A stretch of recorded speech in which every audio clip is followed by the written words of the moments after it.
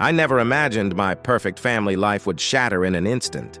I trusted Chelsea, my loving wife, only to discover her secret affair with my own twin brother, Pierre. Hidden texts, secret dinners, and mysterious hotel meetings were just the beginning.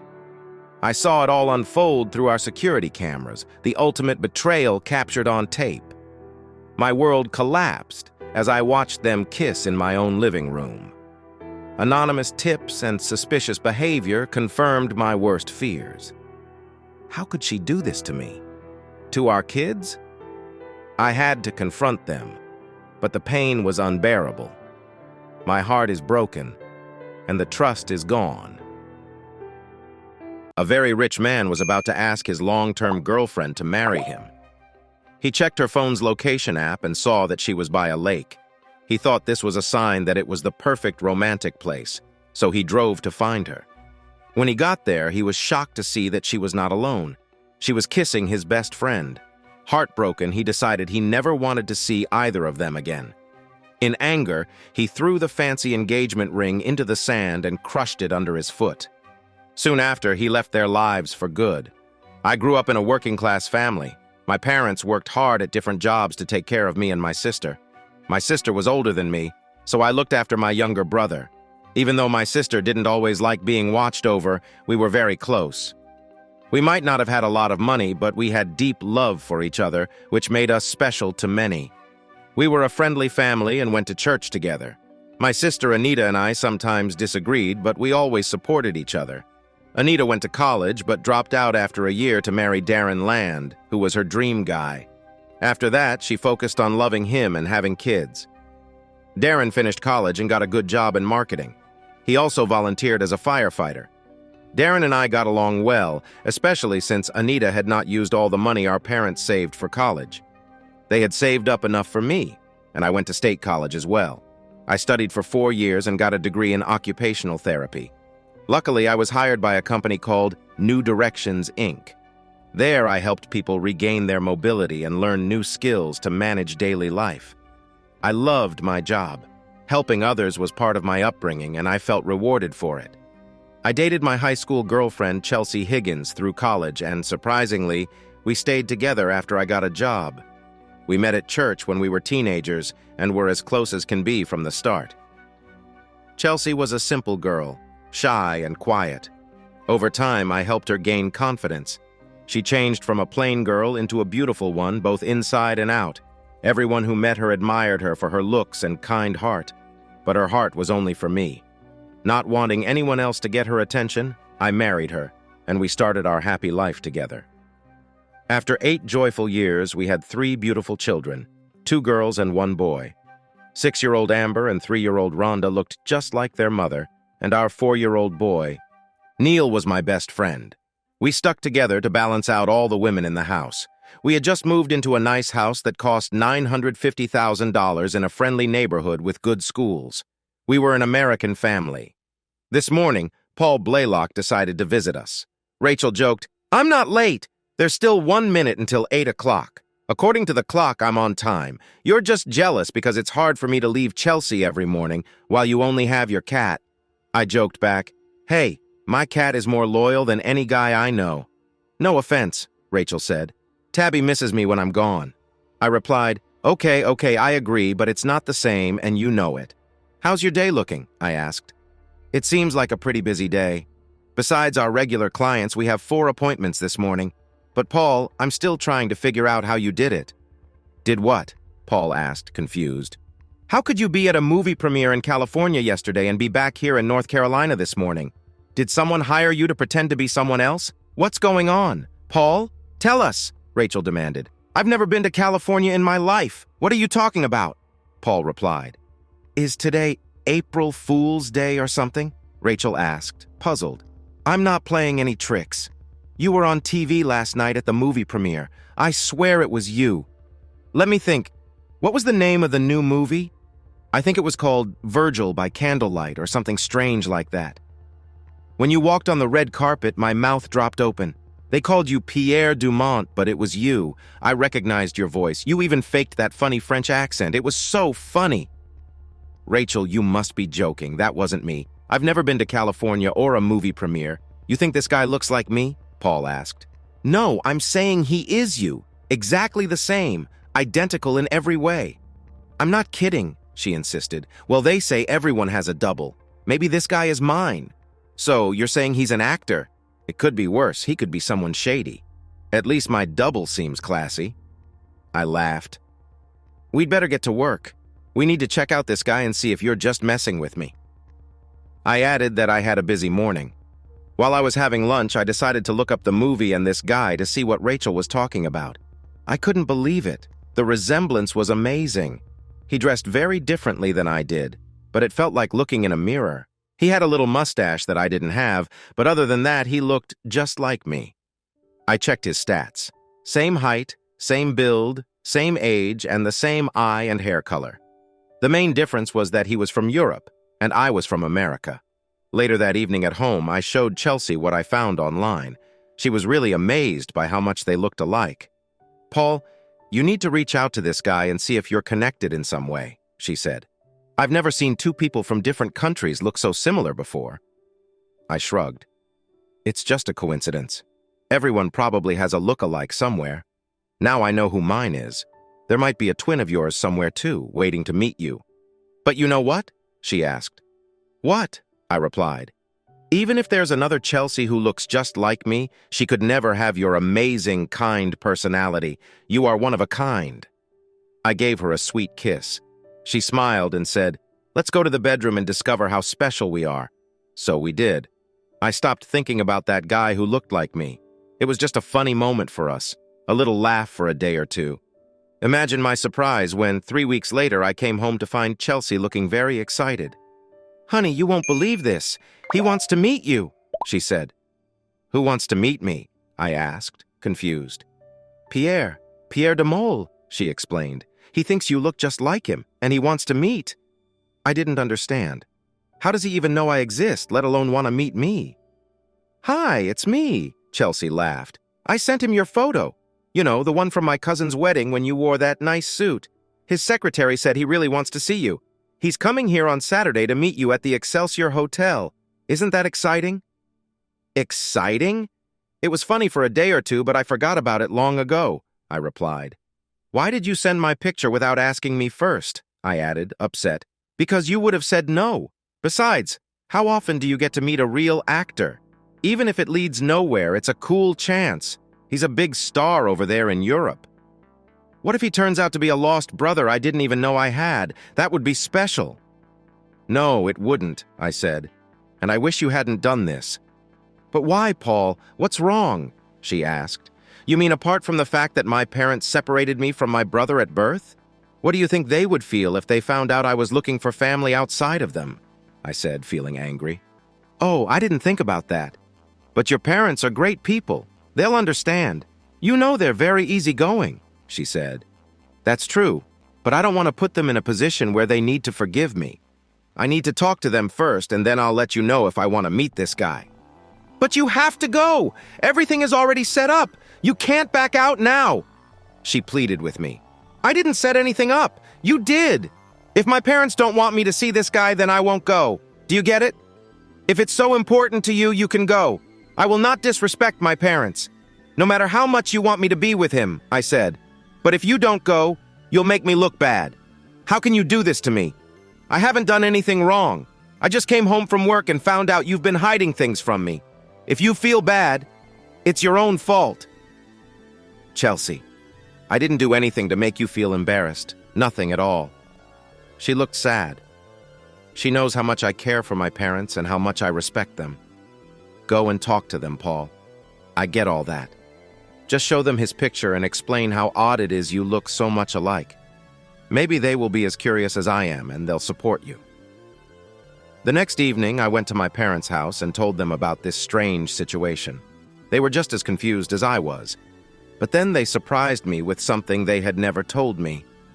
My mom started the story like this, Honey, you're an adult now. And because of this strange situation, it's time you learn something about yourself. Your dad and I tried very hard to have children, but we couldn't. The doctor said there was nothing wrong with your dad. It was me. I had a problem that kept me from having kids. We couldn't imagine life without children, so we decided to adopt. Your sister was a blessing to us, and we were so happy with her. But after a year, we were contacted by an agency asking if we wanted to adopt a little boy. The only catch was that we had only 24 hours to decide, or someone else would get the chance. We prayed about it and felt that God was answering our wish for more than one child.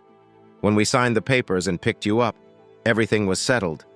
We didn't know anything about your birth parents or anything at all about your past. The only thing we had to agree to was to name you Paul, and of course your last name is ours. We wanted to tell you this many times, but we worried that you might feel your birth parents didn't want you or think something bad.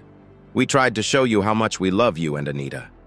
We would have told you right away if there were any serious health problems with you or our grandkids, but you all seem so healthy and happy. Why would we want to change that? So we decided to tell you this in case you ever wondered about where you came from. You are our son, Paul, and that will never change. But if this man, Pierre, is important to you, we understand if you want to learn more. You have our support to find out if that's what you want. Who knows where it might take you?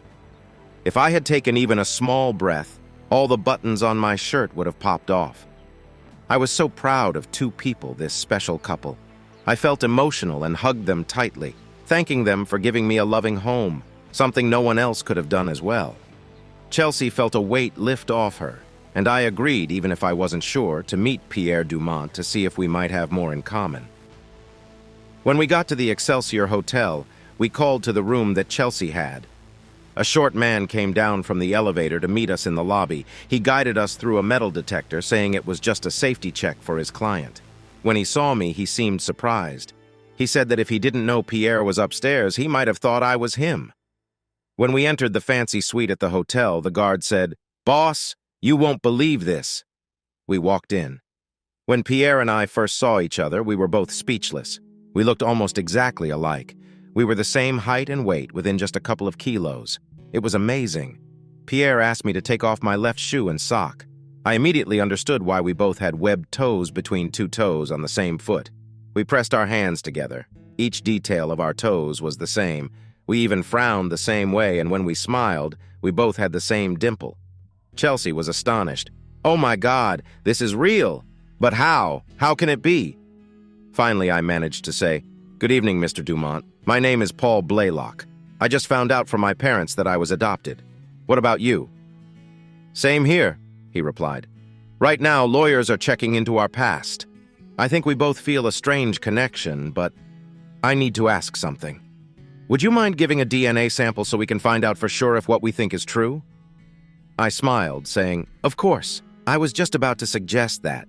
Seeing photos is one thing, but being in the same room and seeing us together it's something else."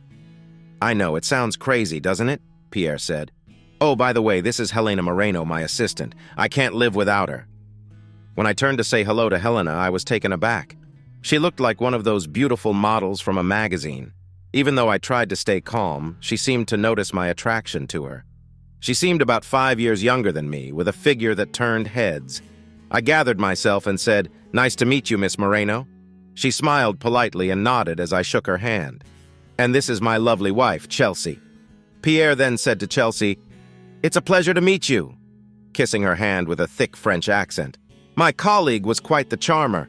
I want to invite both of you to join me at the Excelsior restaurant. It has great reviews, and I hope you will like it." What do you think? The waiter was really nice to us.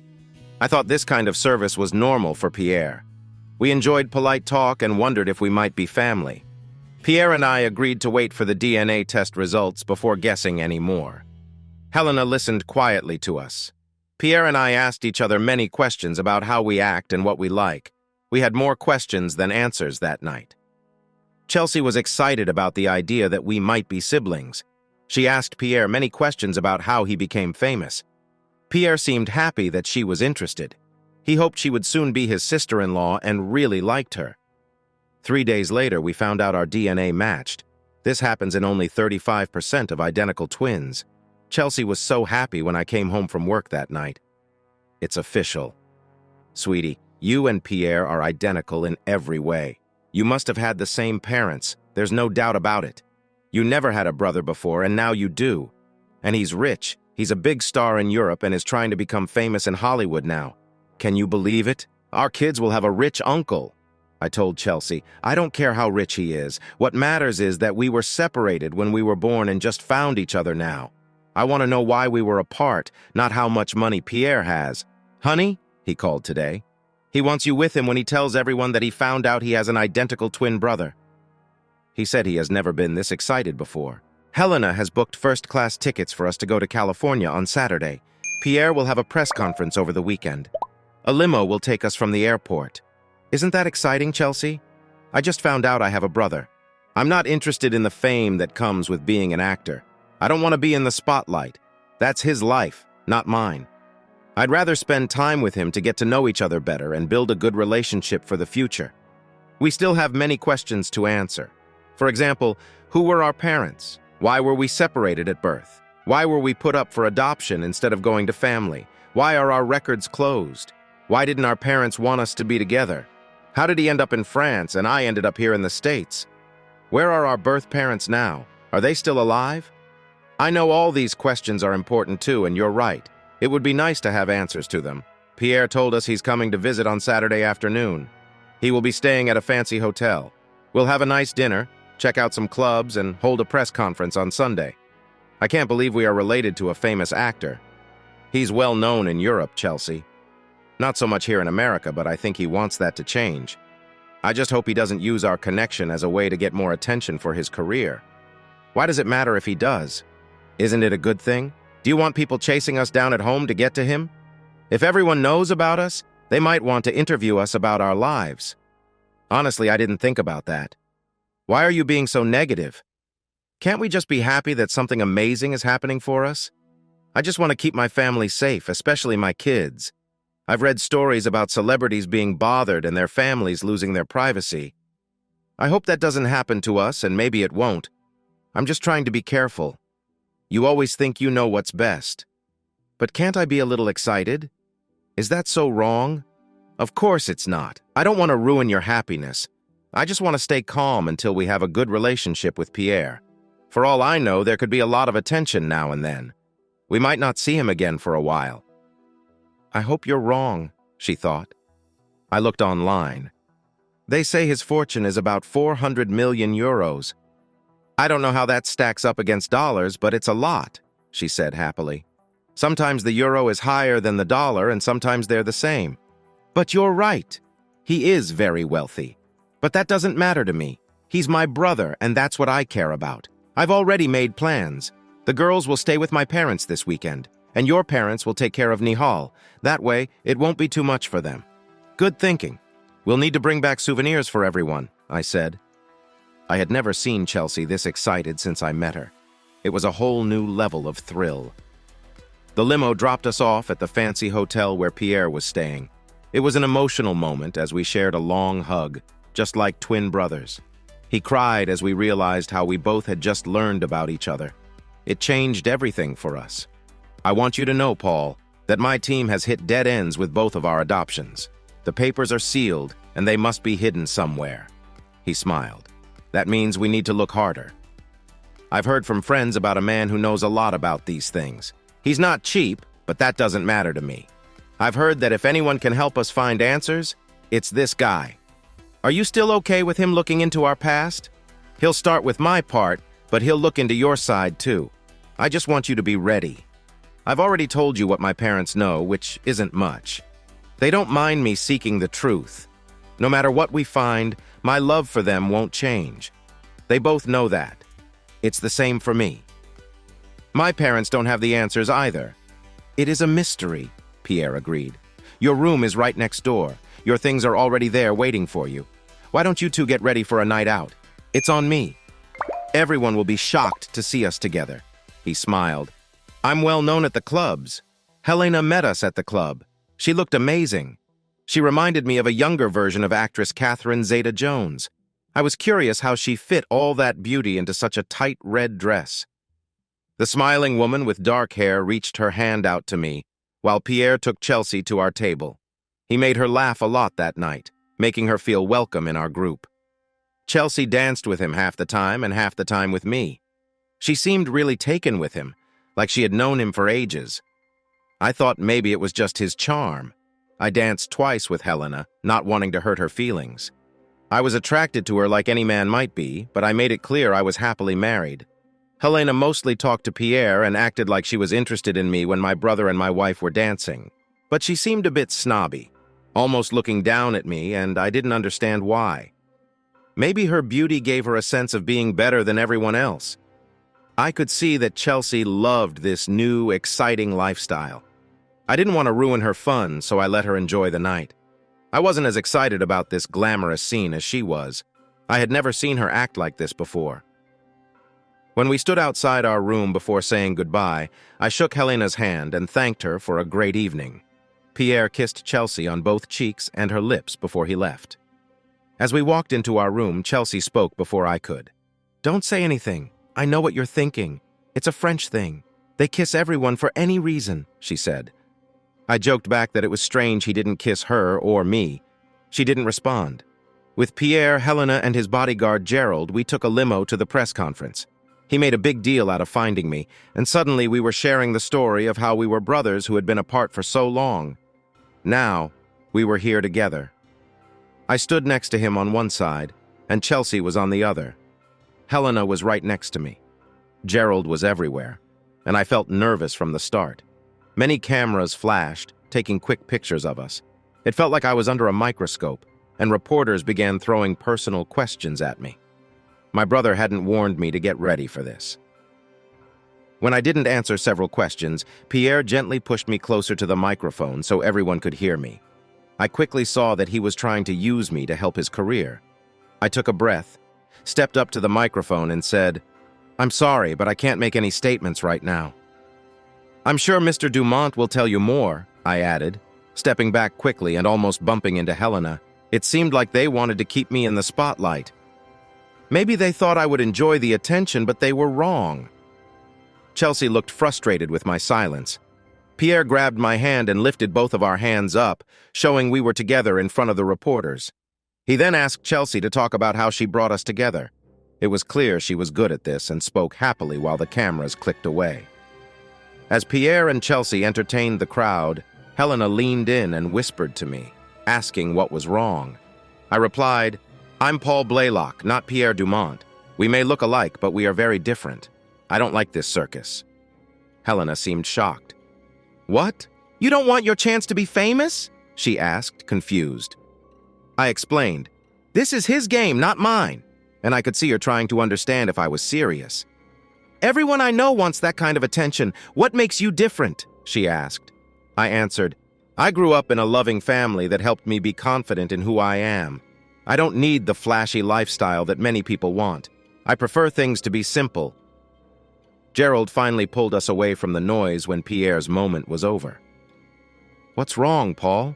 You were quiet," he asked. "Why did you stay back?" I replied, "I did what you asked. I flew here, attended your press event, and took countless pictures with you. You never said I had to give a speech, and I wasn't ready for that. This is your area," I explained. "That's Chelsea's talent. She saved the day and kept the crowd engaged until they stopped asking questions." "You really are a quiet person, Paul. You're a lucky man," he noted, while Chelsea glowed with pride. Pierre said, "Oh, Mom, look at the time. We need to take you both to the airport for your flight. If you miss it, the next flight will be a long night one. I know you don't want that. Your bags are already in the limo's trunk. My driver will make sure you get there on time, but before you go, tell him something." "Chelsea," Pierre nudged her. She seemed like she was about to burst. "Right, I almost forgot. Paul, guess who is staying with us all next week? Your mom." "No, silly. Pierre said he's taking a break from work and wants to spend time with you, so I invited him to stay with us next week. You two can talk all night if you want. He can use the spare room. Isn't that great?" "But what about his safety? Where will Gerald and Helena sleep?" I asked. "Oh, they'll be nearby at the Excelsior," Pierre explained. "And I have some other safety ideas that I think you'll like." "Thank you for the invite, Paul. I'll see you tomorrow night then." Tears filled our eyes as we realized our strong bond.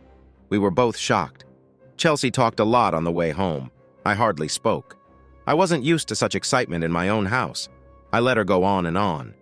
I took the kids upstairs for their baths.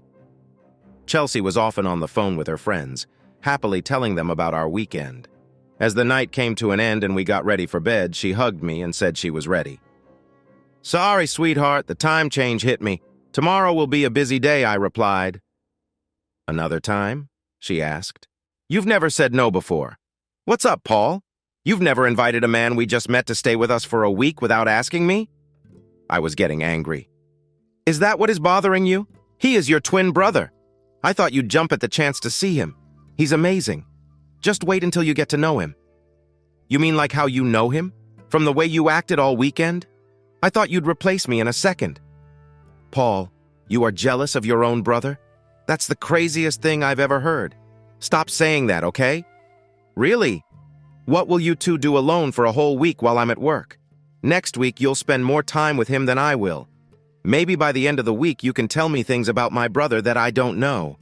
And next week I can talk about your parents and what I learned from them," I shot back. "You idiot!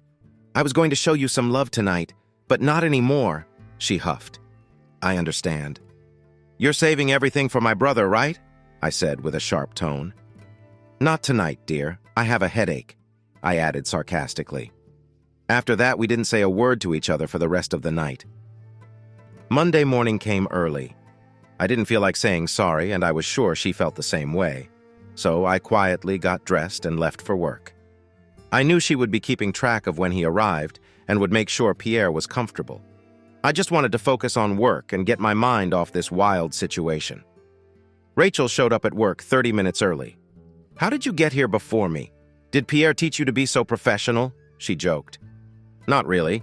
He's coming today to stay with me for a week. Chelsea invited him over yesterday and he jumped at the chance." I asked her what she planned to do all week with him while I was working. "I saw him a lot on the entertainment news yesterday, along with Chelsea, but not much about you." "What happened?" Rachel asked. "He wanted me to give a big speech but forgot to mention it to me. He likes being in the spotlight, and so does Chelsea." "But you don't want to leave that guy with your wife alone all week, right?" Rachel asked. "Why do you say that?" I replied. "There's not much news about him here, but if you look online in English versions of French magazines, you'll see he has a bad reputation. He's been married and divorced 4 times, always because of cheating, and most of his partners were already married. In an interview he did a while back, he said that married women are like a forbidden fruit to him. He just can't stay faithful. He juggles many relationships at once to see if he can handle it." "He's the opposite of you, Paul," Rachel warned. "Thanks for the heads up. I'd hate to think he'd go after his own sister-in-law, but he's not the first guy to do that, is he? I won't let that happen. I'll talk to Chelsea tonight and make sure she knows about his past," I replied. Working with people in therapy was good for me. It kept me busy and distracted from bad thoughts. I had mixed feelings about my new brother, and some of them weren't easy to think about. I was still looking for answers about who we were and why our lives were so different. I hoped that his people could find out something important. I put my feet up and got home about half an hour later than usual. I was surprised to see 3 trucks full of security guards in my driveway and on the street. Something unexpected was happening. When I walked into the house, I saw Pierre in the living room talking to Roland, the foreman, about a new project. Chelsea came over and greeted me, saying, "You're a little late tonight, aren't you?" "Chelsea, you know every day is different, and I can't give up on a patient who is almost ready to get better." "What's happening here?" I replied. She smiled and said, "It's a gift from Pierre for letting him stay this week. I tried to get him to call you first, but he wanted to surprise you." "I see. So he chose not to tell me about this in my own home?" I said, feeling frustrated. Chelsea looked at the ground. "I thought you would be happy. Pierre had his team put in a new security system for the house. Now, whenever he visits, we will know if anyone suspicious is nearby. And when he's not here, we can relax knowing the kids are safe." "How much will this cost?" I asked. "It's a gift. It won't cost us anything," she replied. "Maybe not in money, but it's already changing things in my home. I would have liked to discuss this before it happened. My name is on the deed, isn't it? Shouldn't I have a say in changes to our house? I'm pretty upset about this, Chelsea. Pierre can handle things on his own. Now I feel like I have to fight you too. We should be a team," I said, feeling annoyed. "What part of gift don't you get, Paul? If someone gives you something nice, you should accept it with gratitude. He's just trying to do something kind for his new brother. Why do you want to ruin that for him? Why don't you ask him if it's okay for me to take a shower in my own home? I wouldn't want to upset our guest. Did he bring anything special for me? I snapped back. Just go take your shower. Dinner will be ready when you come back down, she yelled. I left Chelsea in the kitchen and Pierre with his work, then went upstairs to take a long shower, hoping to clear my mind. After a few deep breaths, I went back down with a smile. I hugged the kids and sat down at the table, deciding to let Pierre sit at the head as our guest. Is that all right with you, sweetie? Chelsea asked in front of everyone. Of course, I replied quickly. My brother is welcome at our table. I didn't look up, but I noticed Pierre and Chelsea smiling at my words. What's this? I asked, noticing food on the table that I hadn't seen before. Chelsea glared at me. Isn't this great? Pierre brought real French food so we can try a taste of his country right in our kitchen. Okay, I'll ask again. What is it? Pierre jumped up with excitement. Let me explain. Today I have 3 of my favorite dishes: escargot, vichyssoise, and bouillabaisse. Escargot is snails cooked in garlic and butter. Vichyssoise is a thick soup made of potatoes, leeks, and onions, and it is served cold. Bouillabaisse is a spicy stew with different kinds of fish and shellfish. Yep, but what are the kids eating? My oldest daughter, Amber, smiled and said, Daddy, we're having fish sticks. Mom said we should eat seafood like you adults. We don't like it, she said, scrunching her nose at the French food. I looked at Chelsea. She knew what I was thinking and what I was about to say. No, there are no more fish sticks left. There were just enough for the kids. Why don't you try something new for a change? It won't hurt you to try different food, she said with a wave of her hand. Pierre looked amused, but didn't say anything. Excuse me, I'll be right back, I said. I walked over to the kitchen island, grabbed some stuff, and made myself 2 peanut butter and jelly sandwiches before returning to the table. Really, Paul? Peanut butter and jelly? You aren't even going to try it? Chelsea said. The kids chimed in. We want peanut butter and jelly too. Okay, Daddy. Can we have some? We don't like fish sticks. I laughed out loud. I guess I am a kid at heart. I cut the sandwiches in half and gave each of my 3 kids a piece, then went back to the island to make more. It was clear that Chelsea was embarrassed by what I was doing and didn't like it, but I wasn't trying to impress my brother like she was. If I'm honest, I don't think Chelsea really liked French food as much as she pretended. I had never seen her eat any of it before tonight. Just as the kids and I were licking the leftover jelly off our fingers, the doorbell rang. Helena came to drop off some papers for Pierre to sign. She handed him a manila envelope. A fancy limo was there to take her to her hotel for the night. Pierre looked at me and said, That's it, Paul. Here is everything about our past. Are you ready? I nodded. Go ahead. Whatever is in that envelope is more than we know now, he said. Helena added, My team has found everything there is to find out. If there are questions left after this, they will stay unanswered unless something special happens. So let's get started. He quickly flipped through the papers and began to read aloud. According to this report, our parents were very wealthy. Their names have been completely removed from all records, so we may never know who they were. The records we have are very few and not very clear. My investigator found a young secretary who helped us with the papers so we could be legally adopted. She was young then, but has retired now. She remembered our story well from her work with the lawyer. She said our mother's first name was Pauline, but she couldn't remember her last name. Pauline had twins. Her rich husband, whose name she also didn't know, found out that his blood type didn't match ours. The doctors told him he wasn't our real father. Back then, they didn't have DNA tests. He realized that Pauline had been unfaithful. Pauline would not tell who our real father was because she knew her wealthy husband would hurt him badly. As a result, her husband made sure we were separated and sent to be adopted in different countries and different parts of the world. She never learned anything about where we were or anything else about us.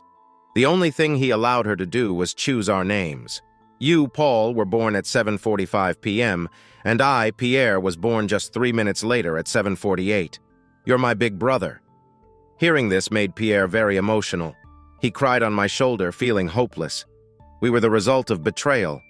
Our mother's name is Pauline, but that's all we'll ever know about her. We will never find out who our real father is. She never stopped thinking about him. even after losing us. She must have really cared for him. There was something about knowing this part of our past that made Pierre and me feel close, like real brothers. Pierre and I talked late into the night. He apologized for putting in a security system without asking me first. He said it was a great system that would keep our family and him safe, especially from paparazzi or other unwanted visitors. He felt it would be rude to talk about the cost because money didn't matter to us and I was his only family. He said the installation would be finished by tomorrow and then we could start working on other things. I thanked him, trying not to show I was annoyed. Chelsea went to our bedroom, sensing we needed to talk. It felt good to be close. As I lay in bed, I touched her shoulder and said, "Honey, are you awake? We need to talk for a minute, then you can sleep again." She frowned and, without opening her eyes, asked, "What's up? It's late and I'm almost asleep." I replied, "I'm sorry, but this is important. Rachel at work told me some things she found out about Pierre that I think you should know." She asked sleepily, "Like what?" I explained, "After learning about my connection to Pierre, she did some research. She found out he has been divorced 4 times because his wives cheated on him. He said in interviews that he has a habit of flirting with married women. He claims he can't stay loyal to just one woman and likes to see many at the same time for fun. He's a smooth talker, you know. You should be careful around him. He might charm you so well that you won't see the truth until it's too late." "Is that what you're worrying about? Come on. He's your twin brother and I'm his sister-in-law. Can't you set aside your silly jealousy? Sure, he has a lot of money, but that doesn't mean you should speak badly about your own brother. He was a real gentleman. Maybe you could learn a thing or two from him. Now stop thinking these silly thoughts and let's get some sleep before you wake the kids with your nonsense." I felt frustrated when she easily ignored my warning and turned away from me. Maybe I had overreacted to the gossip I heard from Rachel. Now that I think of it, Rachel never said Pierre had been caught with any of his family, so I decided to let it go. When I got home from work on Tuesday night, Chelsea told me what happened that day. Pierre had gone grocery shopping with her, which he hadn't done in years. He thought it was funny that everyone mistook him for me and treated him as if he were me. Being a great actor, he used his American accent and fooled everyone. She said it was really strange to see him act like me. He liked how people didn't know who he was. The kids enjoyed having 2 dads that looked the same, one at home, one at work. My stomach growled again, but it turned out the security system was still not finished. I was told it was almost done. There was just one piece left that had been ordered and might not arrive until next week. The project manager, Roland, promised to bring that piece himself once it arrived. Pierre was not happy that the system wasn't ready, but that's life. He paid for a babysitter and took us to the Excelsior Hotel for dinner. At least I had more to choose from than just snails. There is a dance club downstairs. It's quite popular, but we've never gone there before. Chelsea danced the first 2 dances with me. For the rest, she danced with my brother since he was our guest this week. She did her part. Helena joined us for dinner and kindly offered to dance with me, but I politely said no. While Pierre and Chelsea were dancing, I thought I would talk with Helena. "So, Miss Moreno," I said. She cut me off. "Helena, please. Miss Moreno is my mom." She laughed a little. "Thanks, Helena. I didn't mean to sound rude. Can I ask about your background?" I wondered if Moreno was Spanish. "You're sharp," she replied. "Yes, it is. I was born in Spain. My parents divorced when I was 7, and my mom moved us to France for a new job at the consulate. I've lived there since then. I learned English in school and grew up speaking Spanish and French." "Your English is very good," I said. "I can hardly understand your accent except when you talk to Pierre in French. Unfortunately, I don't speak 2 languages. I have a question. Are you his personal assistant, secretary, or something else?" She looked puzzled. "What do you mean?" She answered, "I mean, I'm whatever he needs. If he needs a personal assistant or a secretary, that's me. I run errands for him. I take care of anything or anyone he wants." I asked, "So there's nothing you wouldn't do for him?" "Mostly," she said. "He pays me well. My life is all about him and what he wants every hour of the day." "And you don't come cheap," I added. "But doesn't that make you a professional escort?" "If you want to call me that, go ahead," she replied. "But I don't care what you or anyone else thinks of me. One day I'll retire and live in the comfort I'm used to." "I respect your honesty," I said. "I'm not judging you, Helena." Actually, I find you quite interesting. She smiled at my compliment. I've never been called that before. Only special people get called that, she said. I joked. Well, I guess you're special then. She looked at me with a strange expression after I said that. The next day, on Wednesday night, Chelsea was acting a bit odd. She wouldn't meet my gaze, yet she made my favorite dinner and was very attentive. I thought it was strange. I even saw Pierre wink at her, but she didn't seem to notice. He looked very pleased with himself. I wondered if the strange vibe meant something else was going on that I wouldn't like. Pierre was really friendly. There was a sense of some big secret, but he wasn't sharing it yet. He told me stories from his childhood to help me know him better. His rich grandma from his adoptive dad's side had given him a trust fund of €1.50 million. He got to study acting at the best schools in Europe, and his money grew quickly when he got a role on a popular TV show in France. He even mentioned us possibly working on TV or movies together. I pretended to be interested, but I wasn't really. He seemed happy to have me as a friend and said we were growing closer every day. He encouraged me to consider moving my family to France to be nearer to him. He said he would pay for everything. He thought my job skills would be easy to use there. I thanked him for the kind offer and politely told him I would think about it, but I had no plans to do that. That night, when I got into bed with Chelsea, she acted like she didn't want to be close to me. "What's wrong, Chelsea? Are you okay?" "Please don't push me," she replied. "I'm trying to keep my word and not say anything." "Are you telling me you have a secret from me? From your husband?"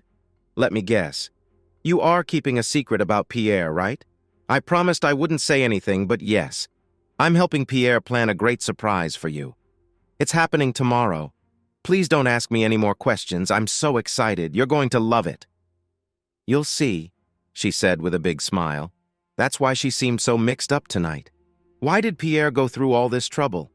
First, he got that really fancy security system. Now what? Chelsea is so excited about tomorrow. I can't help but feel a bit let down. She promised to make it up to me. I think I might not like my surprise tomorrow. On Thursday morning, I hugged and kissed my kids like always before going to work. At work that day, I felt so happy to be doing something normal. It felt good to help people deal with hard times. I couldn't ask for a better job. I know I will never move to France, but I want to find a nice way to let my brother go. The day went by fast. I was nervous about going home to the chaos waiting for me there. I made myself face what was coming. When I got home, I saw a beautiful blue sports car parked out front. I wondered if it belonged to one of Pierre's friends visiting us. If another famous person came to our house, Chelsea would go wild. She might get so excited that her head would get too big to fit through the door. Is the famous visitor my surprise? I hope not. Things are already crazy enough. I parked the car in the garage, and when I walked in, the kids ran to greet me. Their hugs and kisses are the best part of my day. They remind me what really matters. I looked around to see what my surprise would be. When I stepped into the den, I was shocked. Chelsea was wearing a stunning black dress that fit her perfectly. "What do you think, sweetie?" she asked excitedly. "That dress looks really dear. Where did it come from?" I asked curiously. "It came from Paris," Pierre said. "It's made of fine French silk. I had it made just for her. Doesn't she look amazing?" he said.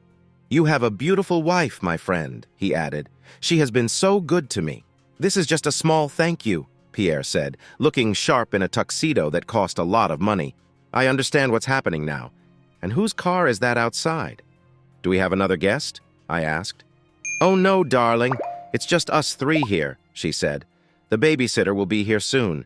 Pierre wants us to celebrate again tonight. That's why we are all dressed up." "Yes," Pierre said. "I took the chance to order you a new tuxedo, just like mine. Your kind wife told me to check your bed.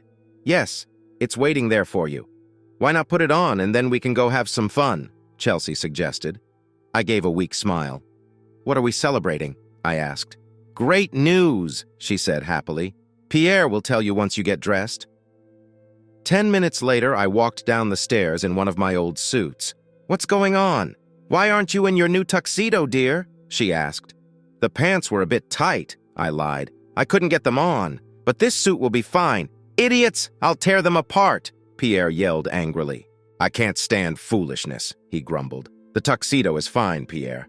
There's nothing wrong with the suit. The issue is me. I've gained a few pounds and my pants do not fit. When I lose a little weight, I'm sure it will fit just right. Thank you for the fancy clothes for me and my wife. A gift? Yes, the clothes. But that's not all, brother. I want to spend time with you. Since you and Chelsea have been so nice by having me over this week, I have 3 things to share with you before we go out to celebrate. Outside was a new French sports car. We worked hard to get it here fast. It's a Venturi car. Because of how it feels to drive, it's the French version of an American Tesla. But it costs less and is less flashy. Did you know the French made the first all-electric car? It's yours, my twin. The car is already in your name. I know you'll be the talk of the town every time you drive it.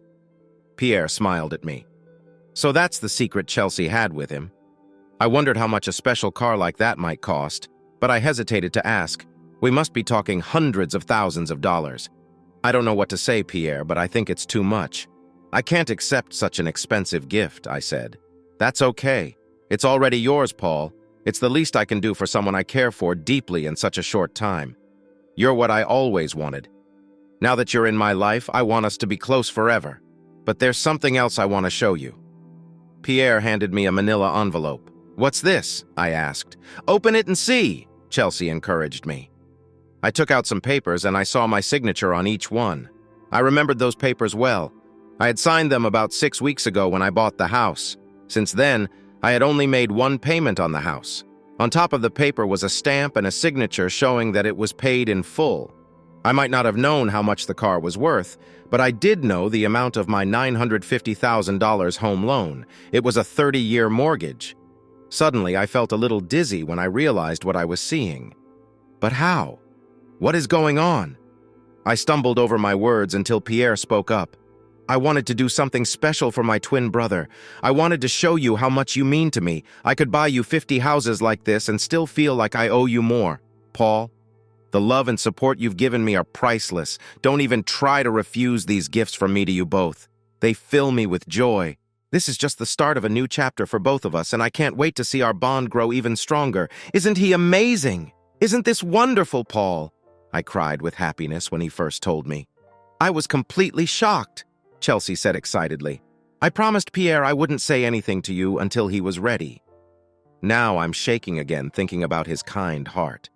When I looked at my twin, we both had tears in our eyes. They were tears of joy and love. This is so surprising, Pierre. I can't find the right words. It feels like too much, but I don't want to take away the joy that's on your face. I felt this kind of happiness with many of my patients. I'm very thankful to you, Pierre. You honor Chelsea and me, and we can't thank you enough. Pierre replied, We need to hurry so we don't miss our reservations. I have something else to talk about, but we can wait until after dinner. Chelsea and I hugged tightly and headed toward the waiting limo. Helena and Gerald were already in the limo. Before getting in, I walked around the fancy car and whistled. Pierre smiled and said, She's a beauty, isn't she? I nodded. Once we were in the limo, Helena, Pierre, and Gerald started chatting in French. To me, it sounded really fast. I didn't understand a word, but I knew they had business to discuss, and I didn't mind at all. I was still floating from the 2 big surprises I had just received. After receiving such amazing gifts, I felt a bit guilty for worrying about the tuxedo. It fit perfectly, but I didn't want to feel pushed into something like that. However, the gifts of the car and the house were just too much. I had never felt so small in my life. While they talked in French during the ride, Gerald laughed a lot, and the 3 of them glanced at me now and then. I used my phone to check how much a French sports car like the Venturi Fetish costs. There were not many around in America, but the ones I found cost about $425,000. Then it hit me that my twin brother had kindly given me around $1,375,000. Just like it was nothing. It really made me feel very humble. We went to a fancy restaurant where the chef made beautiful dishes, but I didn't recognize any of the words on the menu. I asked the waiter to explain 3 dishes I was thinking about. When he mentioned steak, I quickly chose that meal. Pierre ordered for Chelsea, and she looked pleased with his choice. While we waited for our food, Pierre shared his thoughts. Paul, I can't express how much this week has meant to me. When you and your lovely wife invited me into your home and heart, I have to leave for my home in France on Saturday morning. Sadly, I have some work issues to deal with. It would be rude of me not to invite you both to stay with me for the whole of next week as my guests. It would be even better if you could stay for 2 weeks instead of just 1. We still have a lot to learn about each other, and this will give us a chance to do just that. I will be busy with work during the day, just like you were last week, but the evenings will be yours. I really want to show you the best parts of France. I hope you will love it as much as I do, and think about moving there so we can all be close. Now that I have you in my life, it would make me truly happy to have my twin brother around every day. Could you check at work tomorrow if you can take next week off to visit me? It would mean a lot to me. I will be happy to pay for everything. Of course. Please, Paul. You have at least 10 days of unused vacation time. What better way to use it than to spend it in Paris and see the best of France? Chelsea urged. It's true that I have 2 weeks of vacation, but I don't want it to be decided without having a good talk with Chelsea first. It seems she already decided she wanted to go. After being so amazed by Pierre's kindness, I would feel terrible if I didn't say yes. Also, I really wanted to get to know my brother better. It turned out he was even more amazing than I thought. I promise, Pierre, we will happily accept your invitation. I have some time at work, so I think they will let me take a vacation, even if it's a short one. I will contact my boss in the morning. Chelsea and I are both excited to spend more time with you. The kids would really benefit from visiting another country. It will be the perfect vacation for our whole family. I shared the news about the trip. Yes, it was about the kids. There could be a problem since we didn't give much notice. Pierre asked, "What do you mean?" My brother. When I talked to Chelsea, she told me that while you and she have good passports, the kids do not. Even with all my money and resources, I can't make the government rush to give your kids passports overnight. It's not doable. If you agree, I can ask my assistant, Helena, to stay here and take care of your kids while Chelsea and I enjoy my country. If you are not okay with Helena, you can look after your children at my expense as you wish. I had forgotten about the passports. We had said we would apply for them someday, but we didn't think about it now. As much as I dislike leaving Amber, Niall, and Rhonda behind, this opportunity for Chelsea and me is still very good. I don't mind if Helena takes care of them if Chelsea agrees. I nodded, and Chelsea smiled back in agreement. Helena spoke up. I will care for them forever if you need me to. They are very well behaved, and I would be honored to look after them for as long as you want. She seemed serious. Pierre stood up again. Then it's settled. I'll have Helena plan our flight for tomorrow as soon as we hear good news from you, Paul. I can't think of anything else. I've been so excited. Thank you, brother, Pierre said. Chelsea had a huge smile. She looked as happy as I felt. Next chapter, Greg Dixon runs New Directions Inc. and is one of my many friends. When I told him, he quickly said I could take my vacation and wished me well. He mentioned he had seen in the news about our twins and was very happy for me. I called Chelsea right away to share the news. Helena was already there with the kids, getting ready to book our plane tickets and make the other plans. Chelsea happily said we would both be ready to fly out in the morning. I made sure everything would go well for my patients while I was away. Imagine my surprise when Greg called me into his office at 4:45 in the afternoon, just 15 minutes before my 5 o'clock flight. Paul, I'm really sorry, but I have no choice, he said. Carl Reed and Francine Walsh are on family leave. As you know, the Family Medical Leave Act means we have to accept all such requests. They will both be off work on Monday. This will lead to a major problem. I'm sorry, Paul, but I must cancel your vacation for Monday. I can't manage without the 3 main staff members without hurting patient care. They both promised to be back on Tuesday, so you can take your vacation after Monday. To make up for it, I'll give you a full 10 working days off, so you can have 2 weeks starting Tuesday. I hope that works for you. But they already bought the plane tickets and everything. We're all set to go to France first thing in the morning. What should I tell them, Greg? Just say it's an accident. It happens. Look, I'm just as surprised by this as you are. I didn't know any of them had been approved for a leave request. But when I checked, it turned out to be true. I don't know what else to say, Paul. What if I don't come in on Monday? What then? Please don't think like that, Paul. You are the best therapist we have. I really don't want to lose you over this. We'll figure something out. But I expect to see you on Monday. After that, you can take off for 2 weeks and you won't hear from me. Okay? I was unhappy as I drove home, hoping that my and Chelsea's tickets for Tuesday could be changed without too much trouble. The only good thing about this was that I could stay for 2 weeks straight. This is terrible news, honey, Chelsea sighed. How could they do this to you after all these years? You are the best they have." Pierre, Helena, and Chelsea listened closely as I explained what happened on the way home.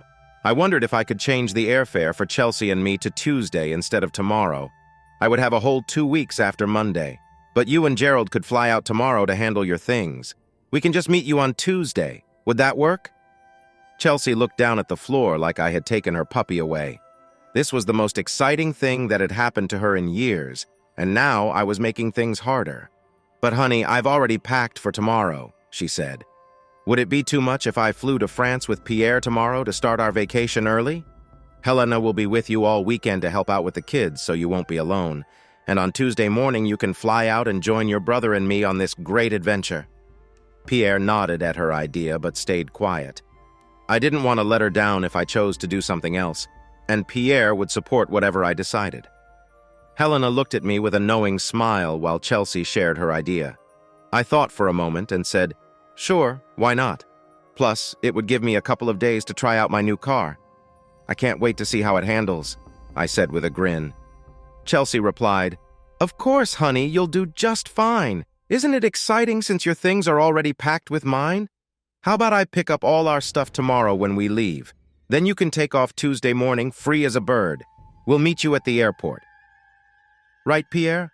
"Of course," Pierre said. "I'm sad you can't fly out with us in the morning, Paul, but I'm happy you'll have 2 whole weeks to spend with me at my house. You can play with your new toy this weekend. It's a mix of good and bad, isn't it?" Early on Saturday morning, my 3 kids and I took Helena to the airport to see Chelsea, Pierre, and Gerald off. The kids were sad that they couldn't go to France this time, but I promised to help them get passports for the next trip. This made them feel better. I told Helena not to worry about babysitting until Monday because I would stay home and take care of things. Chelsea seemed upset that I didn't need her help, and she tried hard to change my mind. For some reason, she became quite pushy, but I stuck to my choice, and in the end, she nodded and went back to her hotel. I thought maybe she would lose money since I didn't want her help until Monday. Perhaps Pierre asked her to come. It wasn't hard for me to handle being a single dad for a little while, so the 4 of us settled into a routine. Before leaving, Chelsea had made Amber promise to help with her little brother and sister. Amber started to manage them right away, just like a natural. I thought about sending Helena out, but then I remembered I wouldn't be able to enjoy my cool sports car. It wasn't good for family trips, so I took out my usual car, a green Chevy Tahoe, and parked the blue sports car in the garage to keep it safe from the weather and curious eyes. I went back to the living room where my 3 kids were watching their new favorite cartoon. It changes every week. On Saturday afternoon, after I fed the kids lunch, someone rang the doorbell. "Hello, sir. Are you Mr. Dumont or Mr. Blaylock?" he asked. Honestly, I didn't think it mattered that much. Paul, Blaylock. "Mr. Blaylock, I'm Roland from the security company. We installed your new system earlier this week. May I come in?" "Sure." I opened the door for him. "I thought you wouldn't be back until next week because of a missing part." "Yes, that's right. The main part arrived sooner than planned, so here I am. We always try to do better than we promise to keep our customers happy. If I could use your computer in the office where we set up the system, I can get you going quickly." I led him to my home office, and he got straight to work on the system. "All that's left to do is put the security key into one of your USB ports. Your system has been working well since we set it up on Monday. The last step is to access the DVR files. This security key lets you reach our safe cloud servers. It's set to access your files from just this spot. If you have this computer and the key, only you can see your files. No one else can get into your files, and you can't get into anyone else's files. This extra step keeps you safe as our client and helps us as your service provider. We take your data security very seriously. There are cameras in every room of your home, except for the bathrooms. This includes the doorbell cameras. All cameras are turned on by motion and sound. When there is no movement or noise, a record is created noting the time and date. Remember, you cannot delete recordings directly from the cloud. You can only look at them. There is a way to delete these recordings, but it requires some official forms and paperwork. Roland went on to explain, "Now that everything is set up, can I show you how to access your records?" I nodded. With 2 clicks, a screen opened up in front of me, showing live views from all the cameras. Another click took him to a list of past recordings linked to my account. He clicked on one at random, showing us in the kitchen as I made peanut butter and jelly sandwiches for dinner. Then he clicked on another file from Wednesday afternoon. After a few moments, he seemed a bit awkward as he closed it. "I'm sorry. Please don't feel embarrassed, sir. We see files like this often. You and your wife were clearly having a good time on vacation together. The system doesn't know when to record or not. You can turn off the camera for a while if you want to avoid unexpected recordings like this one. Just follow the links, and it will be easy." "Do you have any other questions, sir?" he asked. "Yes, just one, if I may. Can I download and save any of my old recordings as separate files on your system?" "Yes, sir. This is a popular feature. Many customers save their own library of files. When you view your files in the cloud, just right-click anywhere on the playback screen and choose Save. Those files are yours, and you can do what you wish with them. We keep them safe from unauthorized access in case of something like a robbery. For your protection, we also have a process to maintain evidence if it's needed in court." "You have been very helpful, Roland. Thank you for your time." We shook hands and he drove off in his truck. I sat there trying to process everything. My mind was racing. The video showing Chelsea and me wasn't from our bedroom where we often spent time together. I was at work when the video was taken. She wasn't with me at that moment. Rachel's warning had come true. Just because I saw a short clip of them together in the spare bedroom didn't tell me the whole story. I wanted to find out as much as I could. I immediately decided to download and review all the recordings made before they left for France. I wanted to know everything that was said and done when I wasn't around. I found out that Pierre didn't really understand how our security system worked. He had made an order thinking it was missing parts. It must have been nice for him to have a twin brother for a while, but I knew I would be without a brother forever. I saw that my hard drive was full, so I started looking through my files quickly. I wanted to find the ones where Chelsea and Pierre were together. I made notes in the file names, adding the dates and times to stay organized. Chelsea sent me a happy text at 3:15 p.m. "Hey, I just got to Paris. It's now 9:15 p.m. for you. I'm 6 hours ahead. The night lights are amazing." I replied, "That's great, Chelsea. How is Helena?" Chelsea texted back, "I don't know. Isn't she with you?" I answered, "No. Pierre will be upset with her. She was supposed to help you." Chelsea said, "He'll still be disappointed." I replied, "It's all my fault. Blame me, not her." Chelsea asked, "Can I call now to talk to the kids?" I said, "Sorry. I'm going to bed. Maybe later." I didn't want to talk right then. "Okay," Chelsea replied. "I don't know when I'll call again. The time is different." "Okay," I said. Chelsea added, "I'm really excited. I have to go." I replied, "Okay, say hi to the kids. Love you." "Bye. Hugs and kisses," she said. "Bye," I said. She didn't notice that I didn't say love you back. I wasn't ready to talk about our problems, but I wondered why Pierre was upset with me for sending Elena away. Did he think I couldn't take care of my own kids? I took the kids to Costco. I found external hard drives on sale for less than $100, so I bought 2. We went through the toy section, even though it was almost empty outside the holidays. I let each of them pick something they wanted, and it made them happy. On the way back, we stopped at McDonald's. They had a lot of fun in the indoor play area. We got some fries and a milkshake to tide us over until dinner. When we got home, I kept sorting through the magazines for the rest of the afternoon. I felt relieved when I finished and ordered pizza for dinner. My kids could eat pizza 3 times a day and never complain. When I tucked the last one in for the night, I noticed how messy the house was. I smiled, happy to clean up after them. It wasn't a chore for me. It felt good. Right now, the most important thing in my life is those 3 kids. I tried not to think about what Pierre and my wife might be doing tonight, but it was hard. I knew I would not sleep anytime soon. To keep busy, I started downloading files to my new external drives. I had 26 big files I wanted to look at more closely. One drive was almost full because the files were very large. I ended up falling asleep around 2 a.m. and I didn't need to set an alarm. The kids woke me up at 7 a.m., hungry and ready for my special pancakes. I didn't get enough sleep. The kitchen was a mess. There was syrup everywhere, but I didn't mind at all. Just as I finished cleaning up the kitchen, the phone rang. "Hi, honey, can you hear me?" said a cheerful voice. "Oh, hi, Chelsea. Hold on a second. The kids are here. They just finished breakfast. I handed the phone to Amber and she talked for a few minutes. One part caught my ear when Amber said, "No, she didn't stay the night. Daddy is taking care of us." Why would Chelsea ask my daughter if another woman had slept over? I whispered to Amber to give the phone to Neil and Rhonda. When little Rhonda finally said, "Okay, Mommy, it's Daddy," I took the phone from her and turned it off.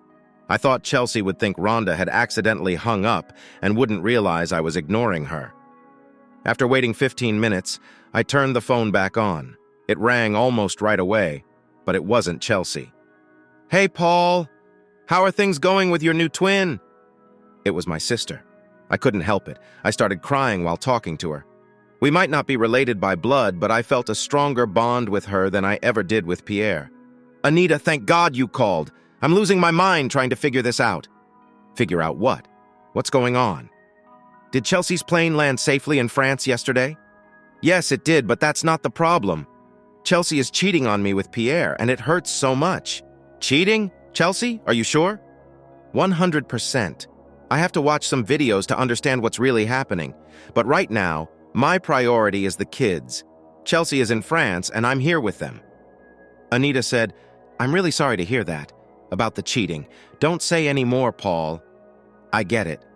Darren and I are taking our kids to the water park today. I called to see if you wanted to join us. How about you come by in about 30 minutes? We'll take the kids for the day. I can't put that on you, Anita. 5 kids at once? Are you serious? Don't worry, little brother. She smiled. Mom and Dad will help us out. They love to spoil all 5 grandkids together. We'll have them back by 8 o'clock tonight. They'll be fed and really tired. How does that sound? Sounds like a blessing to me, sis.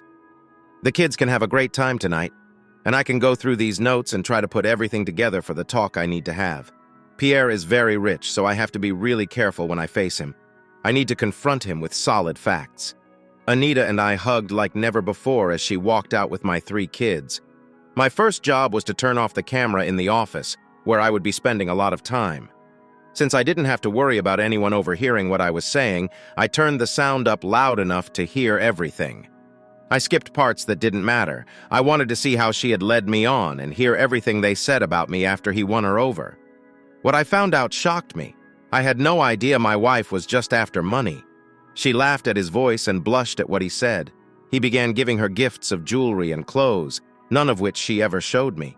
Her defenses came down quickly as she gave him what I once thought was only for me. I was surprised by my feelings. I thought I would be angry, but it was strange to watch them together, like seeing my twin. The only difference was his voice. For the first time on Tuesday, I saw them happy together as they hugged closely. I was sure he was the one she wanted while pretending I was her partner. On Wednesday, he took Chelsea to his spare room and spent hours with her. It became clear why she would not look me in the eye. She felt guilty for cheating on me. On Thursday and Friday, while I was at work, Pierre was with Chelsea too. I couldn't bear the thought of being close to her again. I hated what this meant for the kids, but there was no way I could stay married to her. A divorce was certain. He could ruin me with his money, so I had to be careful with my next steps. After listening to their talks, I was sure of my decision. Pierre thought he could buy everything, even me. One Wednesday afternoon, after a long time together, I heard them talking about me. "How should we tell Paul about our love?" he asked. "My son? I don't think he should ever find out about us, my sweet. He is my only family, and I don't want to make him unhappy. Can you stay married to him but still be with me whenever we can? When we find time for ourselves and enjoy being together? I guess I can, Pierre, but my heart is with you now. You made me feel like I was floating, and I'm completely yours. I still care about him. A part of me will always care for him, but you. As they say, you bring light into my life. I'm drawn to you in ways Paul will never comprehend. He may look like you, but he isn't half the person you are. Thank you, Pierre. I appreciate those words, dear, but I feel bad for taking your love away from my brother. I should make it up to him, even if he doesn't see it. What do you mean, Pierre? What are you planning? Every guy dreams of sports cars. I'm going to get him the best French sports car I can find quickly. And this house? Did I hear right that you just bought it? Yes, that's correct. A little over a month ago. We still have boxes we haven't opened. That's okay, my dear.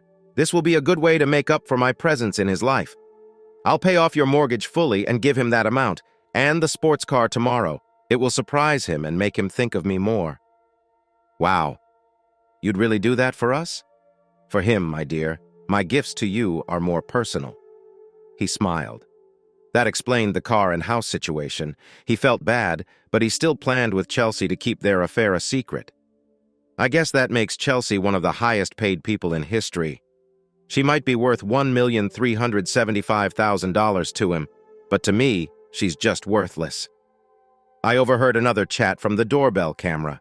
They were talking, swaying softly on the porch, holding hands.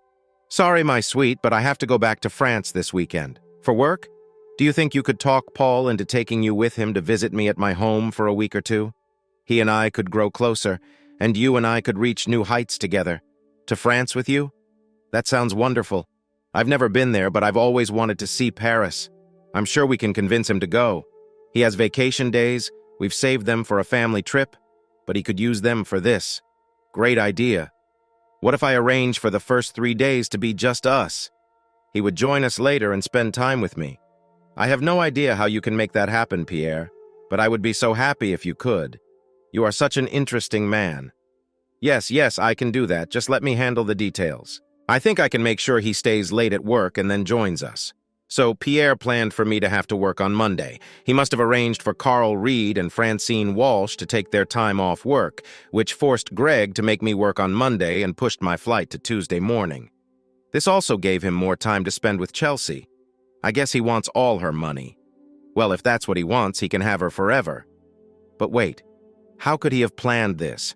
He was at my house all day on Thursday and Friday, so he must have had someone else cook for him. And who helps him with his plans? His girlfriend, Helena Moreno. She seems nice, but I think she has other motives. Now, I understand what's going on. Even though Pierre says he loves me like a brother, he cares more about chasing after married women than being loyal to family. He thinks I might just accept his kindness if I find out about his cheating. Soon, he will see how wrong he is about me. At 2:30 in the afternoon, my doorbell rang. I was still at my computer. I checked the doorbell camera and saw Helena standing there. She looked really nice, but I knew she was trying to get my attention. She could have been a queen from history, but she still wouldn't catch my eye. Instead of letting her in, I stepped outside to meet her on the porch. "Hi, Helena. I thought you knew I'd be watching the kids until Monday. Sorry if that wasn't clear." She smiled and said, "Hi, Paul. It's great to see you again. Can I come in? The kids aren't here." "You came all this way for nothing," I replied. "Oh, I wouldn't say that, Paul. I have something to show you. Can I come inside?" "Why not show me right here on the porch?" I asked. "I can't do that," she said, and tried to sound reasonable. "Well, I think it wouldn't be right for me to be alone in my house with you dressed like that. I thought we had a connection, Paul. Please let me in, and I'll explain what I mean." I raised an eyebrow. "Is this the part where you say you'd do anything for Pierre? Is that right, Helena?" "I don't know what you mean, Paul. Let me make it clear. Pierre's security guard came by yesterday and set up my security system. It's now active. Roland told Pierre about it. How am I doing?" She just stared at me, not saying anything. "Pierre knows I sent you away until Monday and he's not happy with you." "Why?" she asked. "I think he wants you to seduce me and get proof of it. And here you are, dressed to impress. What do you think, Miss Marino?" A tear fell from her eye as she tried to stay calm. She took my hand and said, "Please take a walk with me, Paul. I promise you'll be safe." Her obvious sincerity made me consider her request. I locked the front door and we started walking down the street. She clicked on her phone a few times and put it away in her purse. "Paul," she said, "I need to apologize. That's why I'm here. But I have a problem that could cost me my job, so this is not an easy choice for me." "What do you mean, Helena?"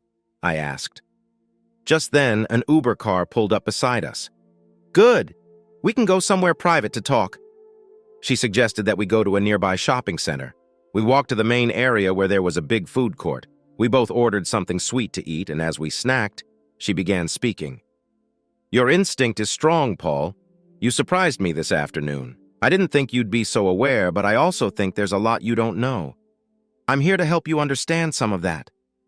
I noticed that everyone who walked by was staring at the stunning woman in front of me. I felt a bit uneasy myself. Helena, maybe I know more than you think, but I'm not going to say everything right now. You work for my brother, and you've shown that you are loyal to him first. I have no idea what you want to achieve today. I sighed. You were right about one thing. I should have stayed with you over the weekend to help with the kids. Helena continued. Pierre told me that your security system is already set. He has won over your wife and has asked me to try to win you over at your home. They want to use our meeting as proof if anything happens later. He thinks that if you are unfaithful to Chelsea with me, you can't complain about her being unfaithful with him. I know all about Chelsea's betrayal. You can tell your boss I'm a fool for turning down your advances. I guess Chelsea knows about the deal he offered me, I said. Helena nodded. So she is part of this too. Why are you telling me all this, Helena? Isn't this going to cost you your job? That's why I mentioned it could end my career, she replied. For one, Pierre doesn't know I'm telling you. When he looks at the video from your porch later, he'll think that my charm was just too much for you. He might believe that we were just going to your house where everything would be recorded, but you're being openly honest with me. Why are you doing this? It could hurt your job, I asked. She said, I have done this kind of thing many times for Pierre, helping out with the husbands of the women he dates. In each case, the husbands had either been unfaithful themselves without being caught, or they saw their wives as things to use and throw away. In these moments, I felt like I was helping the women escape from their hidden prisons. But your situation is very different. You and Chelsea had a happy marriage, with 3 young kids who need both of you. After Pierre's research, we believe you have never cheated and probably won't. The only thing Chelsea would be free from if Peter got involved would be her vows and her duties to her family. I strongly disagreed with Pierre's choice to woo her, but maybe that just made Chelsea more appealing to him. If he could win over a good woman like your wife, he would feel proud, thinking he was special, not just to women who weren't faithful. To me, Helena, he used his money, position, and French charm to catch her attention. It didn't help that he looks exactly like me. What he did was awful. He ruined my happy family just because he could. Does he really think I will just accept that? He wanted you to remain in the dark. It was for his own peace of mind. I never noticed this side of him before. He thinks he gave you a car and a home, but in his mind, he is just borrowing them for a while and will give them back to you later. He cluelessly thinks that you Americans are as relaxed about love as Europeans are, and that Chelsea's interest in him is the same. She added, nothing could be further from the truth. I plan to divorce her, and then she can chase her dreams wherever they take her. But how can you talk about this, Paul? You only have suspicion about Pierre Dumont. You need solid proof. Pierre didn't know my security system was running from day one. The missing security key just stopped him from accessing it. But I have recorded everything he said and did with Chelsea since the start. Helena gasped, covering her mouth. Are you sure? No one has ever gathered solid proof of his actions. That proof could make you a serious threat to Pierre. Does he know you have this? Not yet. No. I've been looking through it all day, putting the pieces together. I haven't talked to a lawyer yet, but I'm definitely going to divorce Chelsea. Oh no, Pierre does not want that. He sees his fling with her as just a small bump in your marriage, which he thinks he has paid you back for. Once he's finished with her, he'll just move on to someone else. He wants you to stay married, hoping one day you can laugh about it. After all, you are his only family, his only brother. He believes in sharing everything. I don't have a brother anymore. I have a sister that I love very much, but no brother. He is gone from my life now and forever. My heart will never be open to him again. Are you serious, Paul? That would hurt him badly. I'm sure of it. I always knew that his love for other women would lead to trouble. One day it would catch up to him. Will it hurt him? Not really. If it did, he wouldn't have hurt my wife, my family, and my life. To him, I am nothing more than a bug on a windshield. That's not true, Paul. You don't understand him like I do. I've never seen him care about anyone but himself until you came along. He'll be heartbroken. I know I'll still have to see Chelsea often until the kids grow up since we'll share custody. But I will turn my back on Pierre, and everything that has to do with him, except for trying to make his life as hard as he has made mine. But what can you do to him? You're so small compared to him. He'll just step on you if you try to go after him. He has endless money and power. Don't worry about me, Helena. I can take care of myself. But if he finds out you helped me, he might come after you too. Like you said, it could ruin your career with his company. What would you do then? Like you, Paul, I'm at a tough point in my life. If you file for divorce, which you seem bent on doing, Pierre will push you to change your mind. If you make it public and embarrass him, he may decide to cut you off as his brother and use everything he has against you. I have seen what happens to those who go against him. There are many wounds left behind his path, but no one can blame him. I have not tried to win you over like he expected. He may try to make me lie and say that you and I were close while your wife was away. My word against yours, confusing everyone. And in the end, he wins. Everyone else. I've seen that happen too, many times. You don't deserve it. Your honesty, strength, and good heart are rare these days. You are a one-of-a-kind man, Paul Blaylock. I mean it. I don't want anything to happen to you. I have a question, Helena. If you don't want to share, that's okay. What is it, Paul? I've shared most of what I know. Last Thursday, when we were all in the limo and you three were talking freely in French, what were you discussing? Helena frowned at the thought of my question. I didn't want to make Pierre look bad, so I didn't tell you. But since you asked, he was open about how he flirted with your wife, how she seemed taken in your home, how his unaware twin got fooled. That's why Gerald looked down on you. I stood up to Pierre's awful behavior toward his own family. He brushed me off and said you would make up for it with your gifts. He told me to be quiet about it in front of you. I'm sorry, Paul, but it's true. Taking other people's wives gives him power. I need to know, Helena. This is your choice. From now on, you have to pick a side. Look me in the eye and tell me, are you still with Pierre, and are you therefore my enemy, or are you my friend? Maybe the only friend I have. She stared into my eyes for a long time, and I saw something there I had never seen before. Was it kindness or determination? I couldn't tell. I had been unhappy with Pierre for a while. He treated me well and paid me good money, but I feel like I'm losing myself bit by bit. I haven't saved enough to retire yet, but I am close enough to think about leaving him. You and I will need to plan our time and work together. If he suspects I'm turning against him, he will do anything to get what he wants. But if we both stay clever for a while, we can buy some time to make plans for the future. I don't know why, but I believe you. Helena, I know this is a big decision for both of us. I have several things I want to do this week, and I need your help to keep them from thinking I know what's going on. We can't talk in or near my house because it's being listened to. How about we buy a couple of prepaid cell phones at the mall? We can use them to chat. If you need to contact me while I am home, just call and hang up after one ring. I'll go out back where I can speak freely. That way we can plan our next steps. Paul and I have some ideas on how to deal with Pierre and your wife. That could give us both the time we need. Will you be working tomorrow at your therapist's job?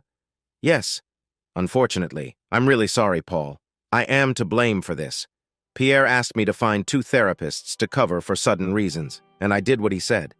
I really wish I had talked to you sooner, even if you had come. Chelsea has a strong urge to take advantage, and would have acted on it anyway. Senator, are you planning to go to France to join them? No way. There is no chance I'm going there. Do you plan to work the rest of the week, or will you take time off? I need the rest of the week to get ready for our separation and divorce. Are you close with your boss at New Directions? Yes. Greg Dixon is not just my boss, he's also a good friend. Why do you ask? If you're thinking of taking time off next week, maybe your wife or Pierre will call to check on you. If you tell them you're still working, will Greg say you're busy if they call? I'm sure he will. That's a good idea, Helena. I like how you think. Helena smiled, and her excitement lit up the room. You can bet Pierre will want to know what I did with you today. He wants me to get you to sleep as soon as I can. How about we act out a scene at your house? I can come at you strongly, and you can turn me down nicely in front of the cameras. Pierre will probably watch the video. He'll see how bold I am while you stay true to yourself and say something good about keeping your promises. This will serve 2 purposes. We can take our time and act out new scenes every day. Plus, it will be a big surprise for him and Chelsea when they see a good man showing qualities they don't have. Now I see why Pierre holds on to you. You're really good at this, Helena. Later that night at my house, Helena flirted with me for more than an hour. When she almost kissed me, I turned my face and she kissed my cheek instead. I thanked her for that and told her she was beautiful. I said she would be a great wife one day, but I have to stay loyal to my wife and my marriage before I asked her to leave. I told her to come back at 7:30 a.m. to help watch the kids while I was at work. She smiled and told the camera, "Maybe next time." Soon after Helena left, my other kids, Amber, Neil, and Rhonda, came back home, looking very tired. I hugged Anita and thanked her for her help. I didn't have the heart to make the kids take a bath first, so I quickly put them to bed. I was also busy with my patients and the extra work that came up because of Carl Reed and Francine Walsh being away. I spent all my free time searching the internet for empty apartments that I could rent for me and the kids. I didn't want to stay in my house for 2 reasons. First, it was where my wife betrayed me. And second, my enemy was paying for it. I found 3 places I wanted to visit before making my choice. Greg said he would be glad to fill in for me, especially since I was going through betrayal and a divorce. Greg told the office secretary to send all my calls directly to him without sharing any personal details. On Monday evening, when I got home from work, the kids welcomed me with their usual smiles. They told me that Aunt Helena had ordered pizza for them.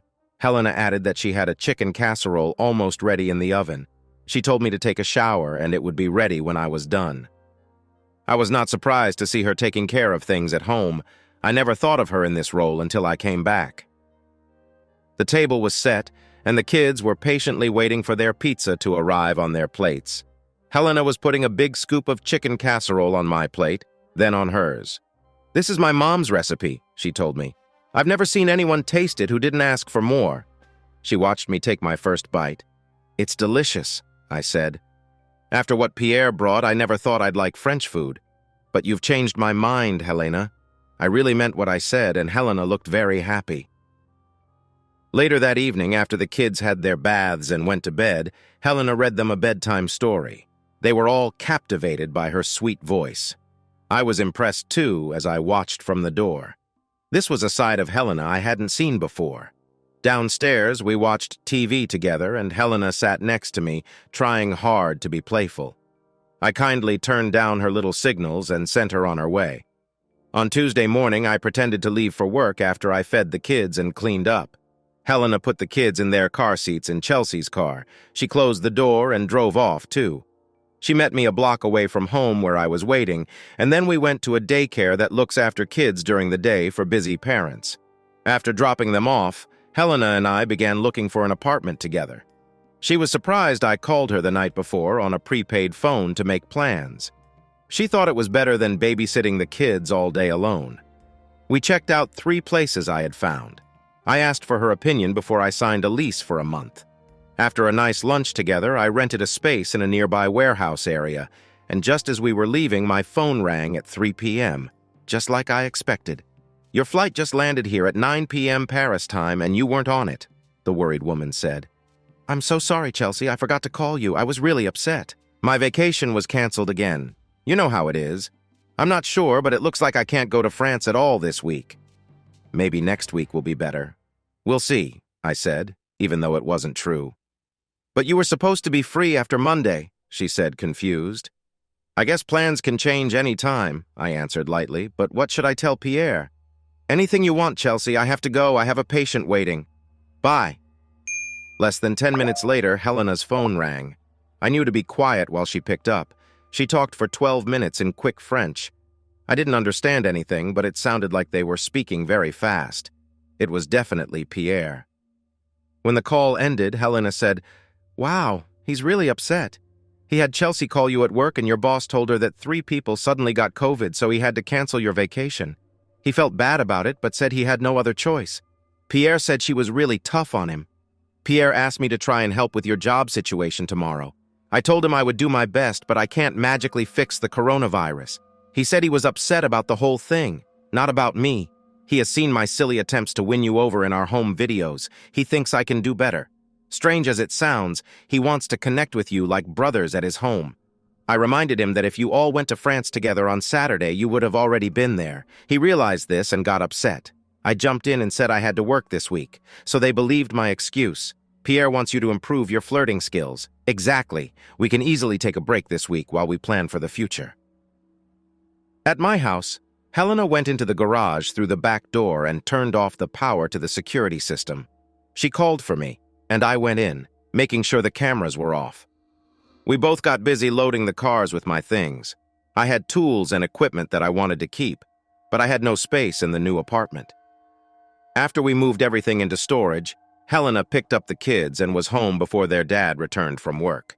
This way, if the kids talked to their mom and were asked, they could honestly say that their dad drove to and from work like usual. Helena already reset the power to the security system so it would start working again. Pierre didn't expect any recordings while the system was off. After the kids were tucked in for the night, Helena danced for me. We were both ready for what came next. I tightened my belt so much that it was impossible to pull my pants down. I laughed at her cleverness and sent her off again, loudly declaring my love for my wife and the value of being faithful in front of the cameras. All of this was done just to let Chelsea and Pierre down. On Wednesday and Thursday, I moved my things that I wanted to keep either to storage or to the new apartment.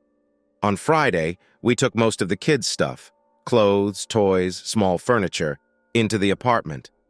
We left the things they used the most at the house so they wouldn't ask too many questions until the move was done.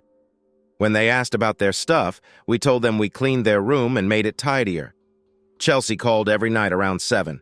As soon as I saw her name, I would turn on the kids' shows to keep her from talking to me. Every time. I'm sure it was frustrating for her, but I didn't care. Each night ended with Helena not being able to make me unfaithful. On Thursday night, I acted so angry that I called her a bad name and told her to never come to my house again. Of course, this scene had been planned by Helena. We had moved just enough dishes, pots, pans, and tools for cooking to get by. On Friday morning, I rented a truck to move the big furniture from the nursery to the apartment, including the washer and dryer. I called the power company to turn off the electricity at the house and asked the water company to stop the water supply at the street. The internet company also disconnected their lines. Now the house had no services at all. My brother-in-law, Darren, was still a volunteer firefighter. Through him, I got the fire department to help me with the permits and to be at my house on Friday morning. After we finished moving, they would safely burn the house down, watching to make sure the fire didn't spread to other places. I said yes when they offered to use it for training new recruits. Chelsea's car and the Venturi sports car stood side by side in the garage with the windows down. I took a 5-liter can of gasoline and poured a gallon on each car, then sprayed the rest all over the house. When Darren nodded, I lit a match and the fire started quickly. I was shocked by how fast the house fell apart. The only excitement was when the car gas tanks blew up, but the firefighters handled it well. I had to get a permit for the demolition and removing the debris first, which included showing proof that there was no mortgage. They were surprised by what I was doing, but I explained that I wanted to build a better house that was more energy efficient. This seemed to satisfy their rules about the environment in less than 4 hours. The property value of $1,375,000 became zero. By 9 p.m., the fire department told everyone that there were no hot embers left. The debris removal team said they would clear and level the site by Sunday evening. I had to pay them in advance. Many might think I was crazy for destroying my house and cars. I could have sold them and bought a new house and new cars. I saw it differently. To me, that money was not clean and I wanted nothing to do with it. If a stranger came up to me, gave me $20 and said it was for having fun with my wife, I would just throw it back at him. To me, it felt the same. I didn't expect everyone to agree with my way of thinking. That's just how I feel. I thought the kids might not like the new 3-bedroom apartment, but they saw it as a fun adventure.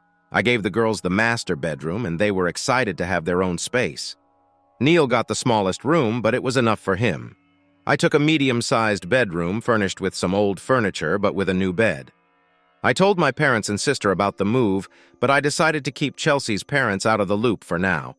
They would find out soon enough. Helena was happy that after our move on Friday, we wouldn't have to pretend to be in front of fake cameras anymore. On Friday and Saturday, I slept on the couch, while I convinced Helena to sleep in my bedroom. I didn't mind that she had slept there before. She had fought for the couch and lost because the kids loved having her around. Honestly, I did too. I turned my phone off for both nights, so when Chelsea called, the kids couldn't spill the beans about our new apartment. Of course, they had no idea what was happening with our old house. On Friday night, Helena told me she had set up a press conference in Hollywood for Sunday at noon, just like we planned. We would go there and back in one day for free using her flight points. The place would be the same as the one Pierre had used before. This time, I would be ready to give a speech. My parents agreed to come to the apartment and spend Sunday with their grandkids. On Saturday, Pierre called Eleanor and asked why the security system at my house was turned off. She said she didn't know, and she couldn't ask me without telling Pierre that she was keeping an eye on things. She also mentioned that she had failed again in trying to win me over. Chelsea was with Pierre and overheard their talk. Pierre said maybe Helena wasn't my type, even though he had never seen a man turn her down before. He suggested that maybe hiring an experienced escort would work better. Chelsea shot down that idea, saying I'd never be with someone I just met, and that Helena just needed more time for me to get to know her. She was sure I would come around eventually. Pierre was very annoyed with me. He reminded Helena that if I did get close to her, it wouldn't matter if it wasn't recorded. He told her to film her next try if it worked. Helena said she would do her best. Then Pierre changed the topic to my work. Helena told him that she talks to Greg, my boss, every day. He hopes that at least 1 or 2 of the 3 people sick with the coronavirus will be back at work on Monday, but we won't know for sure until then. She said she would get a ticket to France for me as soon as my boss let me go. She lied to Pierre, saying she was tired of babysitting my 3 kids to make Chelsea and Pierre think she didn't want to stay here.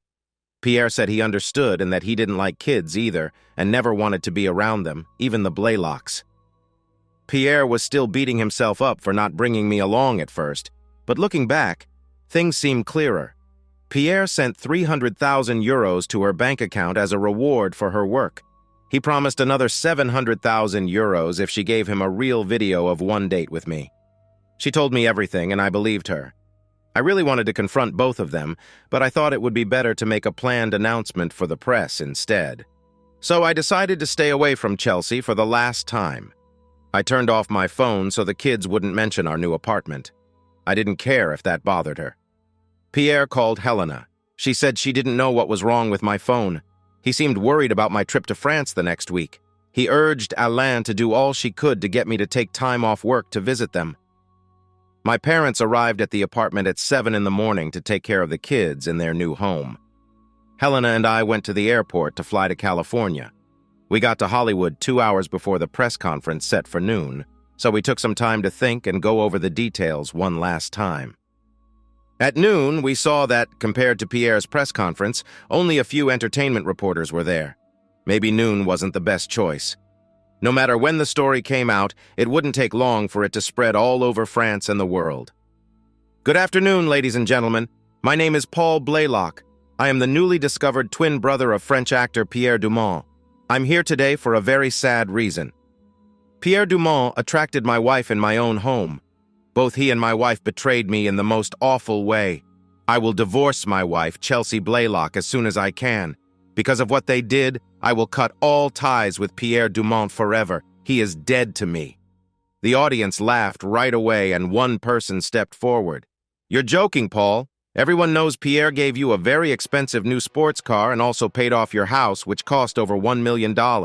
If he wanted to hurt you, why would he do that? I'm glad you asked. In his own words, he said it was payment for ruining my marriage, but his gifts didn't last long. Didn't last long? Asked another reporter. What do you mean? On Friday, 2 days ago, my house burned down along with the new sports car that I never drove. It was parked in the garage. Everything was lost. A woman smirked. Even if we believed such a story, your insurance would have covered it. So maybe it's not quite the loss you're describing. Thank you for your thoughts. Let me explain. When Mr. Dumont paid off the house, I didn't need homeowner's insurance anymore. I canceled it, thinking I had time to find a better deal. The same goes for the car. No insurance either. Both are total losses.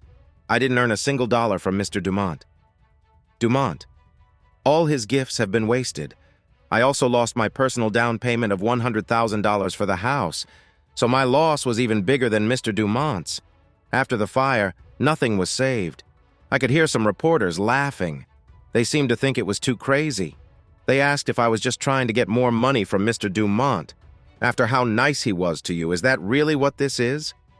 I looked firmly at the reporter and said, I don't want a single dollar from Mr. Dumont. I want him to keep everything he has far away from me, even my wife. He can have her as a parting gift if that's what it takes. I will never see either of them again as long as I live. Mr. Dumont has only brought sadness and ruin to my family with his betrayal.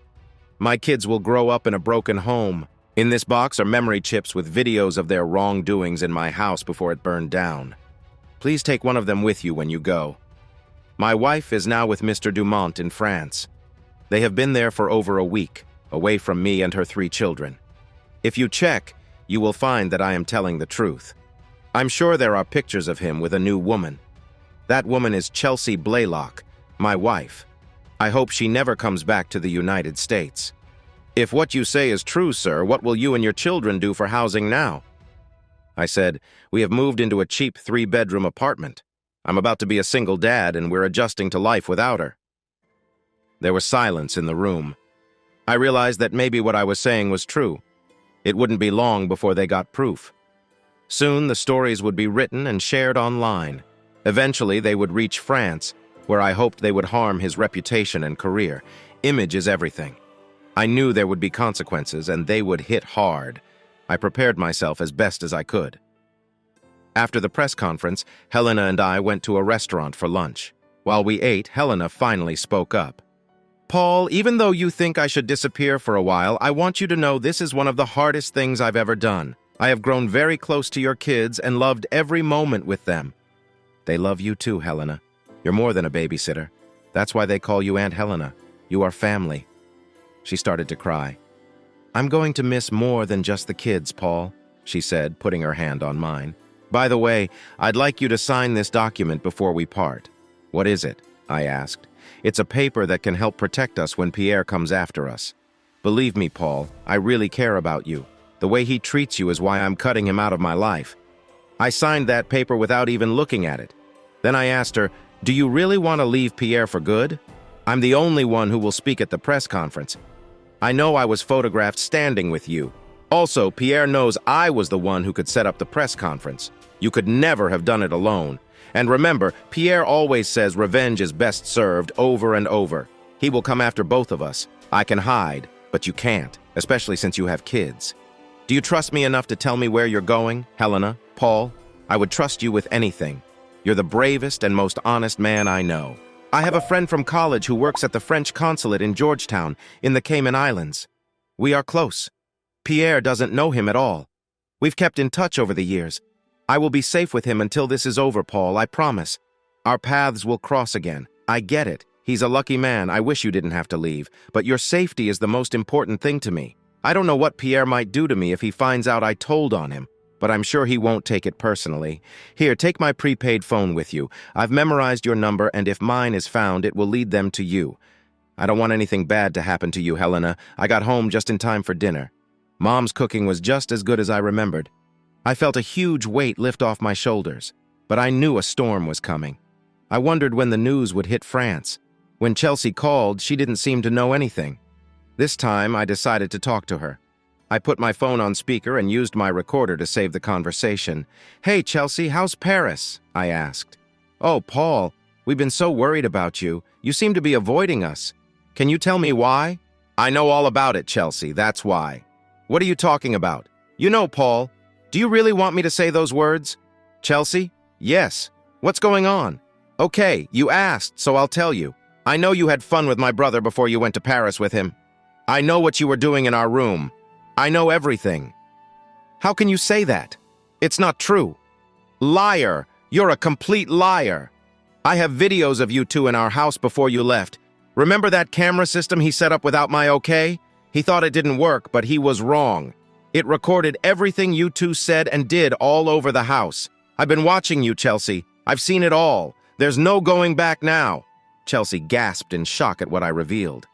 I'm really sorry, Paul. I didn't mean to fall in love with Pierre. I promise I didn't. It just happened. He's like you, but in every way he's better. As much as I care about you, how could I not love him? What about the kids? Have you thought about what will happen to them because of this? Pierre doesn't feel comfortable around children. I tried to get him to accept them, but he said you would take good care of them. I don't know how to tell you this, Paul, but I'm taking a break from our marriage. Pierre has some scenes to film for a movie. After that, we will travel together while you take some time to yourself. I promise. I'll be back before you know it. There's no home to come back to. The house he was paying for burned down, along with his beautiful blue sports car. Both are completely gone. The insurance won't pay for it, so all of his personal things and photos are lost. You should make new memories with him, Chelsea, because all your old ones are gone. You said the house burned down in that lovely car. Why won't the insurance help? I don't understand, Paul. What's happening? You know what I find surprising about your first words after hearing this? Chelsea, you didn't ask if any of our kids got hurt in the fire, or if I was badly hurt trying to save them. You didn't care, did you? Was anyone hurt? I thought you would start by asking if anyone got hurt. No one was hurt. The only thing that died in that fire was our marriage. It's over. Let me know if you plan to come back to the States anytime soon. I'll have the divorce papers ready for you at the airport. Oh, there's no way Pierre will let you divorce me, Paul. You need to forget that idea. This is just for now.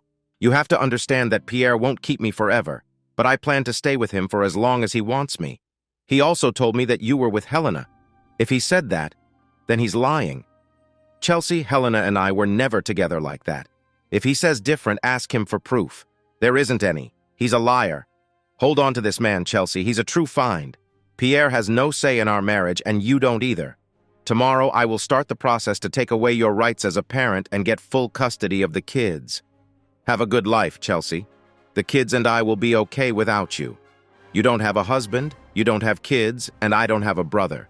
You can be with whomever you want, but don't call here again, Chelsea. It's over between us. I hung up the phone and turned it off. I decided to change my number. Next chapter. I thought that once things blew up in France, my difficult twin would try to contact Helena to handle the mess. I knew her not answering would make him even angrier. I thought that in a day or two he might send Gerald or get others to help him. Or maybe he would return himself to fix things. I had changed my phone number so no one could reach me. It was early on Monday morning when I got to work. But that did not stop Pierre from calling me at my job. Someone told me I had an urgent call. It was Paul, my brother. What have you done? You need to say sorry. You must change before it's too late, Pierre begged. I replied, I am very sorry, Mr. Dumont. I can't do that, I said.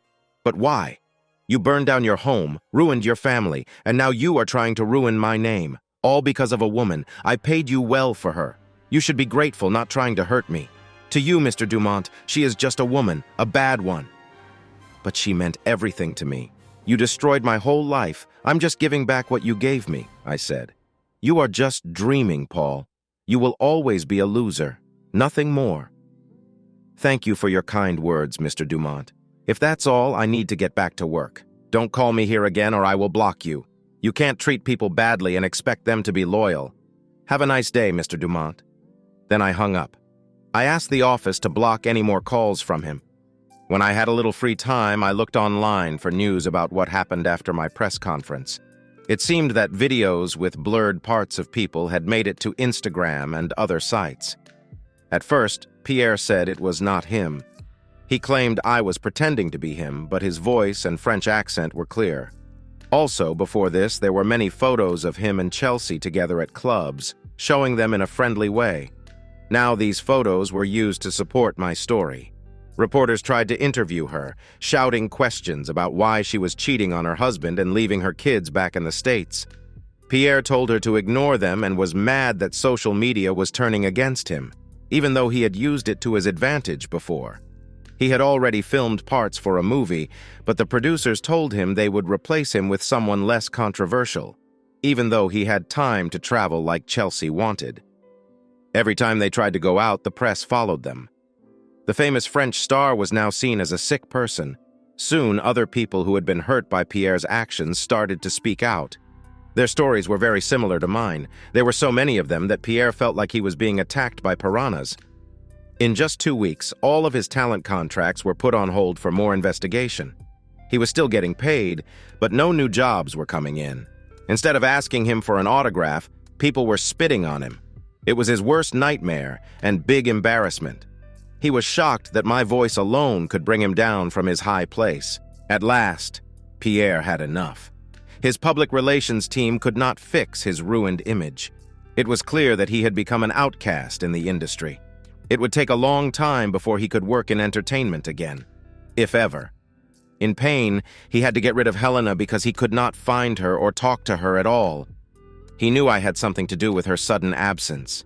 He wanted to hurt me even more than I had hurt him. Pierre sent his negotiators to New Directions, Inc., the company where I worked. They met in secret with the board and agreed to sell the business to Pierre Dumont through a fake company for $20 million. This left the 4 partners of New Directions, Inc. with $5 million each. The only changes made were my immediate firing and the hiring of a new CEO, Brad Preston, to represent Pierre. I was told that my job was cut because of the company's sale. Greg said he hated to let me go, but the sale terms were strict. If he didn't follow them, he would lose his share of the money. No one but Brad Preston knew that Pierre was behind the deal. Brad received orders on how to carry out Pierre's wishes. He told the switchboard workers to send all calls about Paul Blaylock directly to his office. They were not allowed to say anything to the callers about Mr. Blaylock. If they did not follow this instruction, they could lose their jobs. Also, Brad had access to all the company files. He took my personnel file and wrote in my record that I had inappropriate contact with several female patients without naming any. It was a lie, but a cruel attempt by Pierre to ruin my name. Only Brad and Pierre knew the truth about my job history being changed. Since no one saw him do it, Brad could not be legally blamed for the false information. Brad's second job was to find Helena whenever he could, since Pierre thought she was working with me. Brad was secretly watching me, hoping to catch me meeting with Helena. He was a bully who had only ever followed orders for money. This was the easiest job he had ever had. Pierre's next step was to hire a hacker. Gerald had a friend who knew someone skilled. This guy was really good. He was being paid a lot to find all my money and move it offshore, so neither I nor anyone I could hire could find it. For him, it was simple.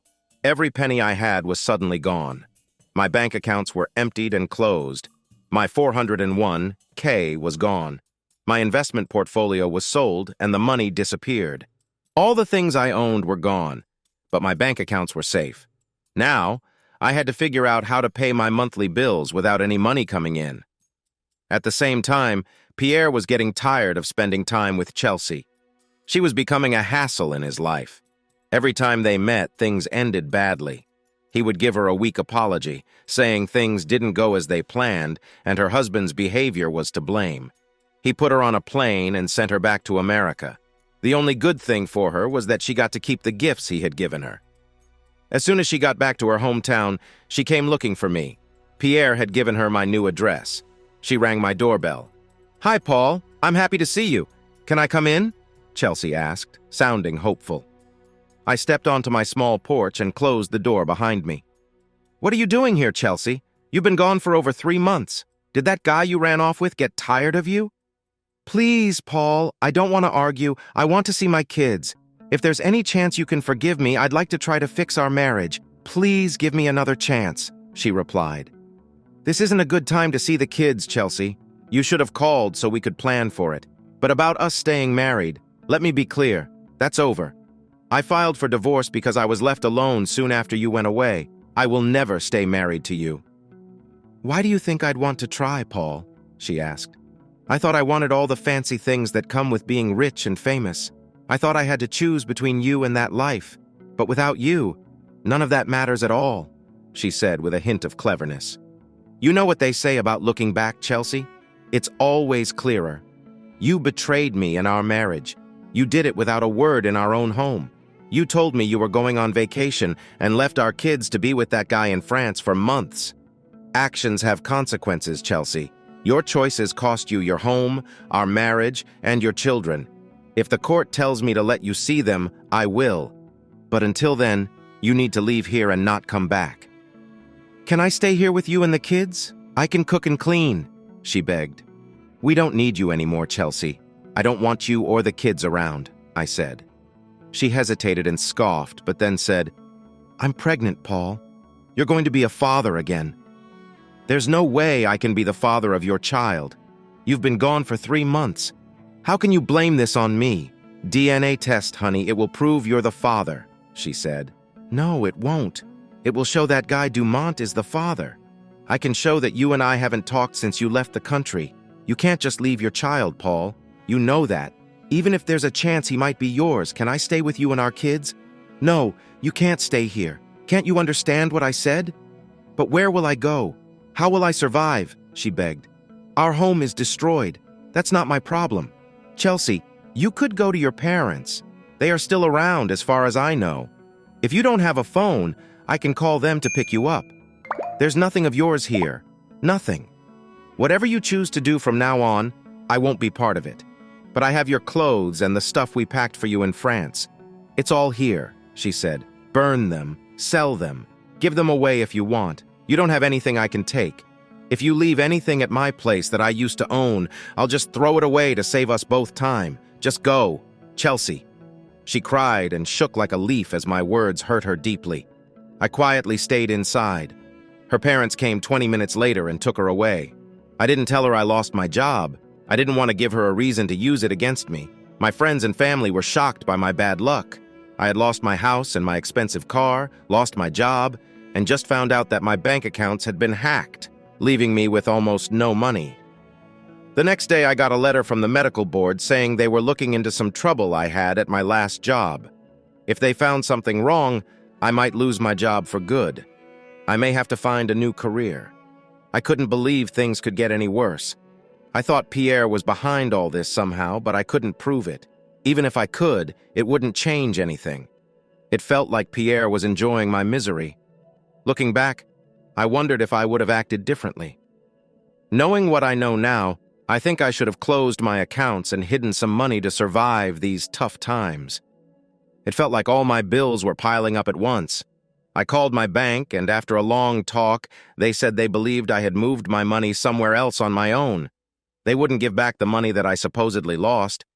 I didn't know what to do. I knew my parents didn't have enough room for all of us to live with them, and they couldn't support 4 more people on their Social Security. I could maybe stay with my sister for a bit, but I didn't want to risk hurting our relationship. I went to interviews at 4 different places, hoping to get a job. But each time, I got calls saying I wasn't the right fit. Why was my life falling apart? Chelsea sold most of the jewelry Pierre had given her to pay a lawyer. This lawyer was supposed to help her with the divorce and to make sure she could see her kids. The lawyer asked for a $9,000 fee from the $10,000 she had received and sent me a notice to come to a meeting in 3 days. This meeting was to see if we could work things out about the kids instead of going to court. I didn't want to deal with her, but I knew I had to follow the law. The meeting went as I expected. The mediator was a lawyer who knew how to handle these kinds of discussions. Chelsea wanted full custody of the kids, and so did I. We both stood firm in our positions. She was very nervous and fidgety, but the mediator didn't care that she had left her family because of her affair with my brother. But I did care. We couldn't agree on anything. So they set up another meeting for 2 weeks later to give us both time to think about what was best for the kids. A week later, I got a call from the local jail. I was surprised when Chelsea's voice came through the line. "I'm sorry to call you like this, Paul, but I had no one else to reach out to. I couldn't find your new number, so the police helped me call you. I only have 2 minutes. Can you come to the police station right now? It's really important. Please, I need your help."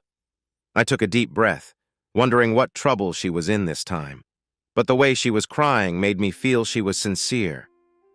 "Let me call Anita to watch the kids, and I'll see what I can do," I said. When I got to the station and checked in, I found a shaken and upset Chelsea on the other side of the glass. We picked up the phones to talk. "You look terrible, Chelsea. What happened?" I asked. "Thank you for coming, Paul. You have always been kind to me. I didn't want you to find out," she said. "Find out what? Why are you here?" "I was hoping to fix this before it got worse, but it looks like I failed." "Failed at what?" I pressed. "When we talked on the phone, right before everything fell apart after your press conference, I lost control. You were right about Pierre. He's not a good person. I was blinded by his money and fame. But when you told me I had lost my husband, my home, and my kids, it hit me hard. I almost lost my mind." Pierre gave me strong pills to help calm my nerves and deal with my feelings. Soon, he started giving me different pills and slowly took away the first ones. I took the new pills like they were candy. They made me feel good and took my worries away. But when the good feeling wore off, I needed more to feel okay again. As time passed, I had to take more and more of the new pills just to feel normal. After about 6 weeks, I was fully addicted. I would shake if I didn't take them. Pierre sent me home with a week's worth of pills. I sold some jewelry he gave me for very little money to pay my lawyer. When my pills were gone, I became very desperate. Eventually, I found someone who could give me the pills I needed, but I did not have enough money. I'm ashamed to say that I agreed to hang out with him and his friends in exchange for the pills. One night, I was caught and brought here. Since this was my first trouble with the law, my bail was set at just $250. But I had no money. I couldn't call my parents for help because if I did, they would kick me out of their house and I might end up homeless. "Please, don't let this happen to your kid's mother," I said through my tears. Even though I was angry at everything she did in the past months, I still felt sorry for her. The problem was that I had no money either. I couldn't even feed my kids. How could I help Chelsea? "I'm just as broke as you are. Pierre fired me and a hacker took all my money. The only way I can get $250 is to borrow against my car. I'll need a couple of days, but I won't do it unless you agree to let me have the kids most of the time," I replied. "You visit every other weekend. Either you say yes or I'll leave every other weekend." "Can't you offer me better terms?" she asked. "Whatever. Good luck," I said, getting ready to leave. Okay, every other week. I promise I won't break my word this time," she said quickly. I felt relieved. "All right, Chelsea. Call your parents and tell them you might not be home for a couple of days while I figure this out." "I will, Paul. Thanks. I still love you, you know," she said. I didn't respond. I got up and walked out of the jail, feeling bad but knowing I had met someone who was in a worse place than I was. The next day, my parents took my kids camping at the beach for the holiday. They wanted to give me time to think without having to worry about the kids and to keep them away from Chelsea. I didn't tell them about Chelsea's situation. I wanted to wait until I had clearer answers. It was summer and there was a big celebration for the 4th of July happening downtown that night. I went there hoping to see some friends and maybe get a free hot dog. Yes, it was that bad. There was a stage where a local band was playing music for the crowd that had come to watch. About 2,000 people were there. I stood about 200 feet from the stage when 2 strong, well-dressed men walked on stage, grabbed the microphone, and started talking. One of them had a shiny metal bat. "Hey, how's everyone doing tonight?" yelled one of the men into the microphone. Cheers and claps filled the air. "Sorry to interrupt your fun, but we're looking for Paul Blaylock. Is he here?" Someone in the crowd shouted back, "What do you want him for?" The man replied, "We want to teach him a lesson for misusing his job as an occupational therapist and hurting many women. One of them is my sister. Can anyone help us find him? We would appreciate it." The man with the bat scanned the crowd while his friend spoke. Suddenly, he noticed me and started to come my way. I felt a chill run down my spine as no one in the crowd stood up for me. My heart raced, and I felt stuck in place. The 2 men pushed through the crowd, quickly approaching my spot. Just then, something unexpected happened. An 8-year-old girl pushed her stroller in between me and them. Everyone went quiet as she spoke. "Gentlemen, I was in an accident and now I can't walk. Mr. Blaylock showed me more kindness than anyone else. He helped me when no one else could. He is my friend, and you'll have to get through me first if you want to get to him." In that big crowd, you could hear a pin drop. The 2 men were ready to move her out of the way when a strong woman stepped in front of them. "Boys, if you think you can touch my daughter, think again. You'll have to get through me first. I will protect her with my life. If you lay a finger on her, you'll regret it." The man rushed through the crowd and stood in front of his wife and child. "This is my wife and daughter. If you even think about hurting them, I will make sure you feel my wrath like never before." The 2 men laughed at his tough words, knowing they could easily overpower him. They thought they could just push the women aside and take me. But then, 5 muscular men stepped forward. One of them spoke to the 2 men. "This man is our boss, a building contractor. He is the best boss we've ever had. And let us tell you something. You will not hurt him as long as we stand together." The brave husbands were followed by their 5 wives, and soon the whole town stood up against this one man. Thanks to the brave heart of an 8-year-old girl who spoke out in the dark, the life of this man began to change for the better. In those few moments, Greg stood by the mayor near the stage. He leaned in and whispered, "My name is Greg Dixon. I work for New Directions, Inc. I hired Paul right after college and have known him for many years. I don't know who these two people are, but I have never heard a single complaint about Paul from anyone, male or female. In fact, everyone who has worked with him has praised him. No one has said anything bad about him until tonight. He lost his job for no good reason, and he has 3 kids to take care of. It's not right what is happening to a good man like him." The mayor nodded and walked to the stage, taking the microphone. "Hello, everyone. I'm Grant Marston, your mayor." Everyone turned to look at him. "I have a question. Has anyone here ever been hurt by Paul Blaylock or felt uncomfortable because of him?" The crowd was silent. "Let me ask again. Does anyone know even one person who has ever been hurt by Paul?" Finally, one woman raised her hand. "My mother fell and broke her hip last year. It took her a long time to get better. Mr. Blaylock helped her and me during that time. In my eyes, he is a good person. He helped us not just because he had to, but because he wanted to. He never did or said anything wrong." Then, one by one, others spoke up and shared their stories about him, praising his kindness and good work. The mayor interrupted, "I knew it. This man is one of us. He has been attacked by a rich person who wanted revenge because Paul told the truth. You have all heard the stories and rumors about this rich man who hurt his wife and ruined his life. In this city, we always take care of our own. I see he was fired for no real reason. It feels like a trick. Is there anyone who can offer this man a good job until he can stand on his own 2 feet again?"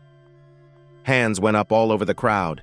In less than 30 seconds, more than 100 hands were raised. The mayor said, "Officers, please keep these men here until Mr. Blaylock can leave the town safely. Write down their names and information in case we need it later. I also think we should have police patrols near Mr. Blaylock's home to help if anything happens." "Mr. Blaylock, if you didn't know, you can see that your city cares for you. You are a good man.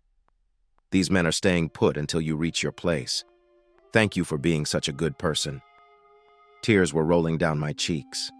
I felt so many feelings when I heard all the nice words and support from everyone. Until tonight, I didn't know people thought so highly of me. I thanked everyone there for their kindness, and the people made way for me like the sea parting. As I left the auditorium, I didn't want to go back to my empty apartment, so I drove to a nearby lake, thinking it would be a great spot to watch the fireworks, especially with their reflections on the water. I felt like a beggar, a sad, lost man sitting alone by the lake, crying out about my struggles. I had no money, and even though I had just escaped a beating, soon I might be homeless and lose my children unless I got a good job offer soon.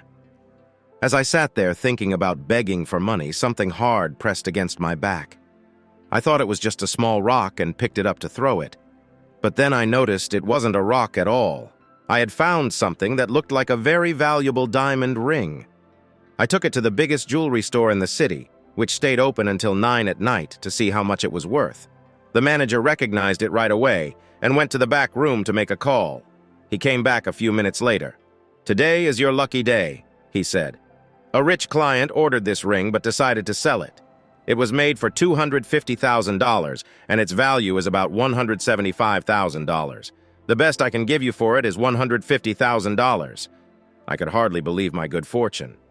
"I agree. How much cash do you have in the store now?" I asked.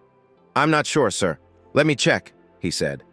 After counting, he told me it was just over $1,200. "Great.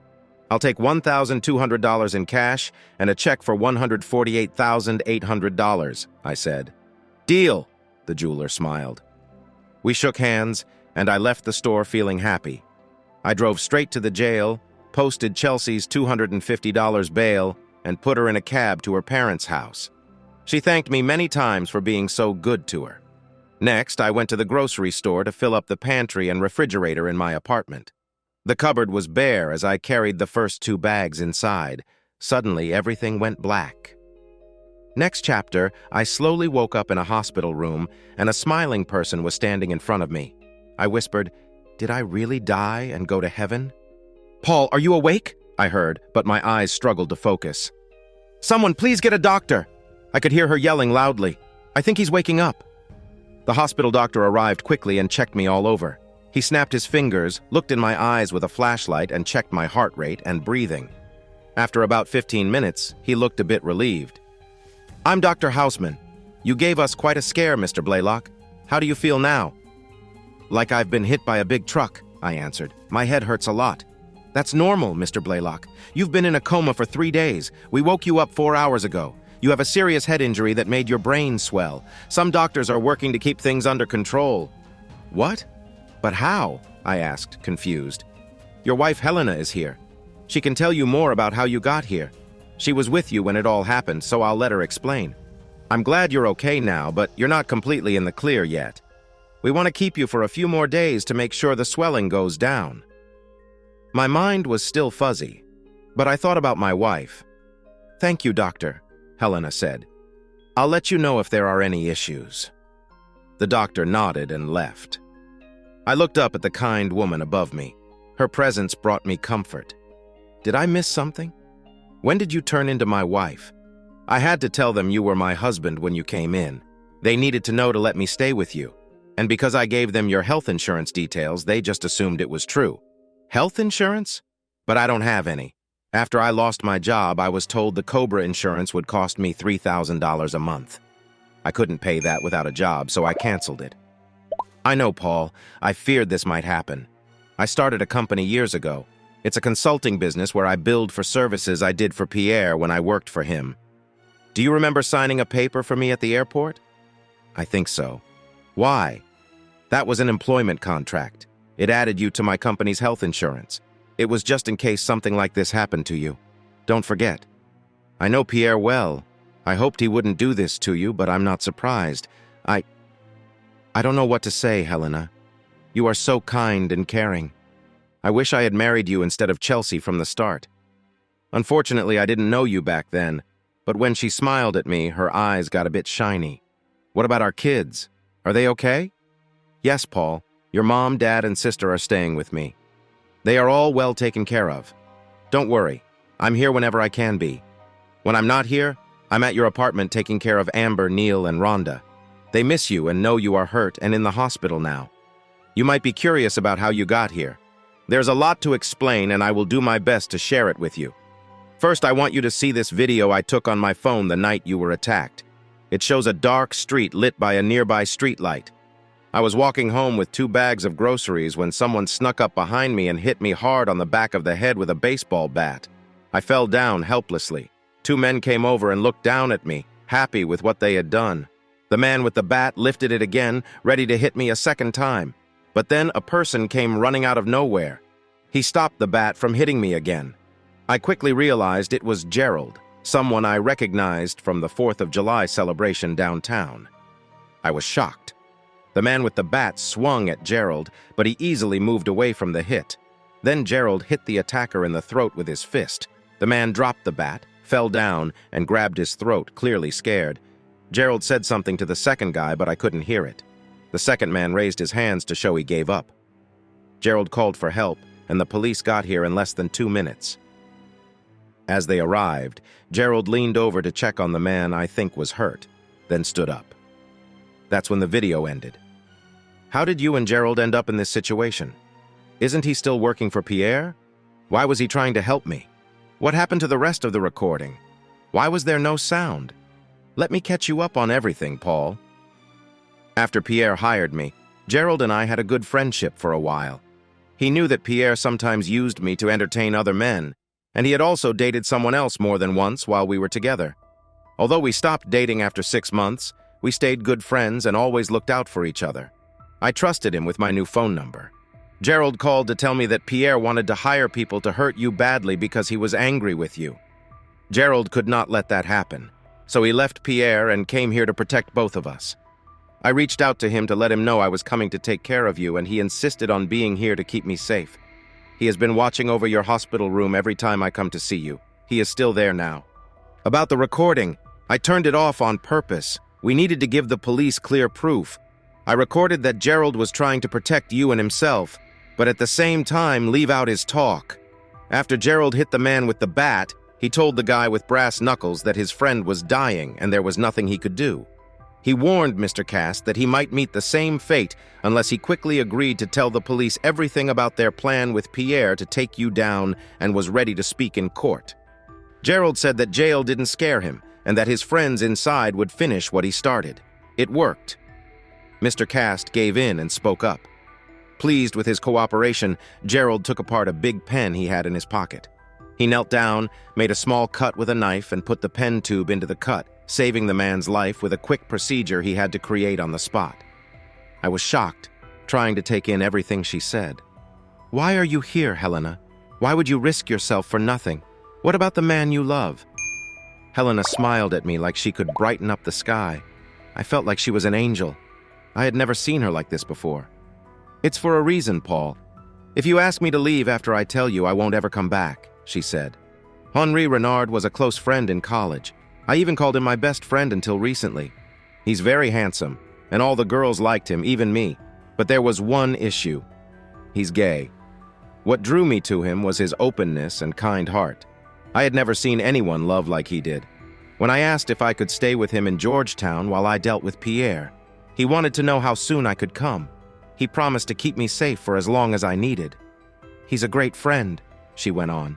"While I was with him and his husband, Franco, Henry opened my eyes to what love really is. True love was something I had never experienced. When I was 7, my parents went through a nasty divorce. They both used me against each other in their fights. I felt stuck in the middle and thought I was to blame for their problems. This made me close off my heart to love. I only had Henri as a friend in college.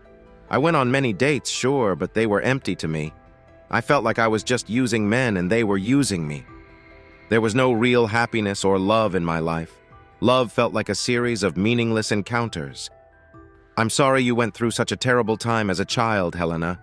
Your parents should have protected you, but they hurt you instead. It was not your fault. I know that now, Paul, but I didn't back then.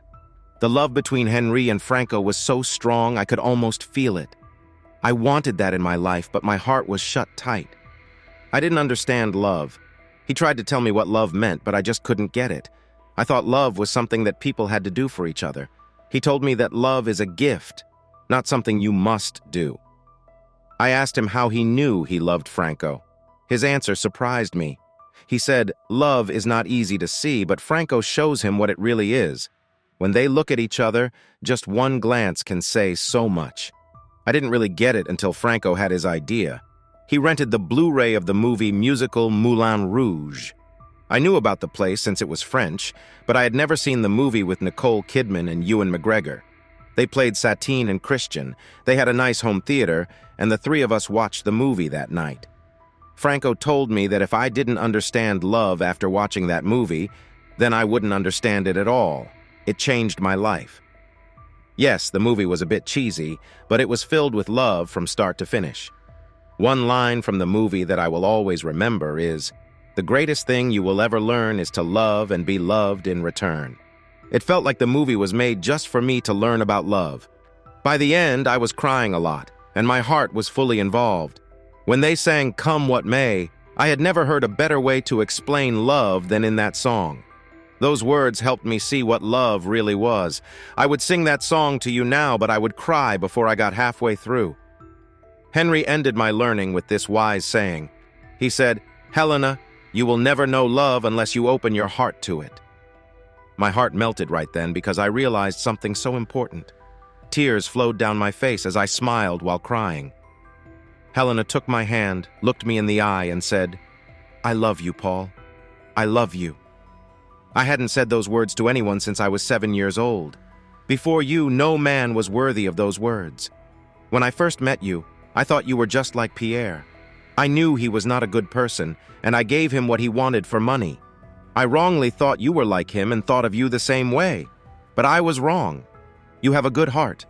You believe in treating others well. I have never seen a man who thinks of others before himself. I've seen how you care for those 3 wonderful kids. I've seen you always treat me well. Paul, you make me see what love is. Now I can feel the love coming from you. Helena laid her head on my chest and cried with love. I felt deeply moved again. No one, Not even Chelsea had ever shown me such love before. Suddenly, I felt a warmth in my heart that I hadn't felt in a long time. Love began to shine in my life again. I took Helena's hand and said without thinking, "Helena, you are more than I could ever dream of. When I leave Chelsea, will you marry me?" She squeezed my hand so tightly that I thought my eyes would pop. "Yes, yes, yes, yes," she shouted. "But I want you to know that I don't want to share. You have to be with me alone for the rest of your life." I kissed her and said, "I wouldn't want it any other way. I'll be your only woman for the rest of my life. You will never have to worry about me. I won't let you out of my sight," I promised. When I got home, Helena stayed to help me. She only asked to sleep on the couch while I took the bed. Gerald said goodbye and went away after I thanked him. I offered him some money for his help, but he just smiled and said, "You can't afford it." At the next meeting about our divorce, Chelsea did what she said she would. We both signed the papers for our custody agreement. The lawyer said he would get the judge's decision soon. That was the end of that meeting. Feeling hopeful, the lawyer set up another meeting in 2 weeks to talk about the divorce. When we left, I took Chelsea out for coffee. After our drinks and donuts came, I started talking. "How do you feel after everything?" I asked. "I won't lie, it hasn't been easy," Chelsea replied. "I do my best to fight my cravings, but they come back. I still see my dealer now and then, and at this rate, I might be stuck for a while." "What if I offered you a way out, Chelsea? Would you want it?" I asked. "It depends on what you mean and what it would cost me," she said. "We are going to end up divorced anyway. Nothing can change that. But if you fight me, it will just make everything take longer and cost us more." "I have an idea," I said. "I'm listening," she replied. "What if we looked at a drug rehab center and a halfway house on the edge of town? I checked it out, and it's a good place. They have a 4-month rehab program that costs $20,000. The child custody issue is already settled. We don't have anything to divide. If we did, I would gladly give you half of it. I can show you that everything is gone, and I believe Pierre is behind all of this. A kind man gave me a piece of jewelry which I sold for cash. Just like you did with Pierre, I used the money to help take care of my kids and to get by until I could find another job. If you agree to sign the divorce papers without any issues at our next meeting, I will help you with the full $20,000. This will help you get back on your feet and start fresh. If you stay in the program for 4 months and get a good report from them, I'll give you another $10,000 when you finish. That's the best I can do for you right now. What do you say? You're planning to marry Helena, right? If she says yes." "I thought so." "Then I guess there's no hope for me. For us either. I'm sorry, Chelsea." She did not speak and seemed deep in thought for a long time. I watched quietly as she made her decision. "On one condition, Paul. I will agree to your plan and let you marry her as long as you give me one more thing before we say goodbye today." "What do you want?" "A kiss," she said. "Hold me and give me one last kiss. As husband and wife, I need you to show me that you care. This will make me feel like we are parting on good terms. I won't ask for anything else. I want to feel how you used to feel about me. If you do that for me, I will do what you want." I looked into her eyes and saw a longing for me that I hadn't seen in a long time. I thought about her request. I'm still married to her, and I can't marry Helena until the divorce is done. But this could help finish that sooner. I'll tell you what, Chelsea. I'll do something for you to look forward to. When you are clear-headed and free, the day Helena and I pick you up from rehab to give you your $10,000 start, I will hug you and give you a kiss. We will remember it for a long time. You have my word." She thought for a moment, smiled, and said, "Deal?" We both nodded. I knew that when rehab took patients, they did health checks. I felt sure she would be safe and healthy after she left the program. I planned to tell Helena about my promise and why I made it. She would never feel jealous of Chelsea. Chelsea signed the divorce papers as we agreed, and our divorce would be done in about 8 more months in North Carolina. Usually divorces take at least a year, and even longer if one person fights it. I took Helena and the kids out to lunch to celebrate signing the papers. Of course, we didn't tell the kids the reason, but Helena and I were excited. The next day, we went looking at houses. I wasn't buying. I wanted to rent a 4-bedroom house so Helena could have her own room and not sleep on that awful couch. We moved in less than a week later. Later that same week, Chelsea arranged to go to a rehab center. I drove Chelsea to the clinic and paid for her treatment in cash. On Friday afternoon, after I dropped her off, I called her parents.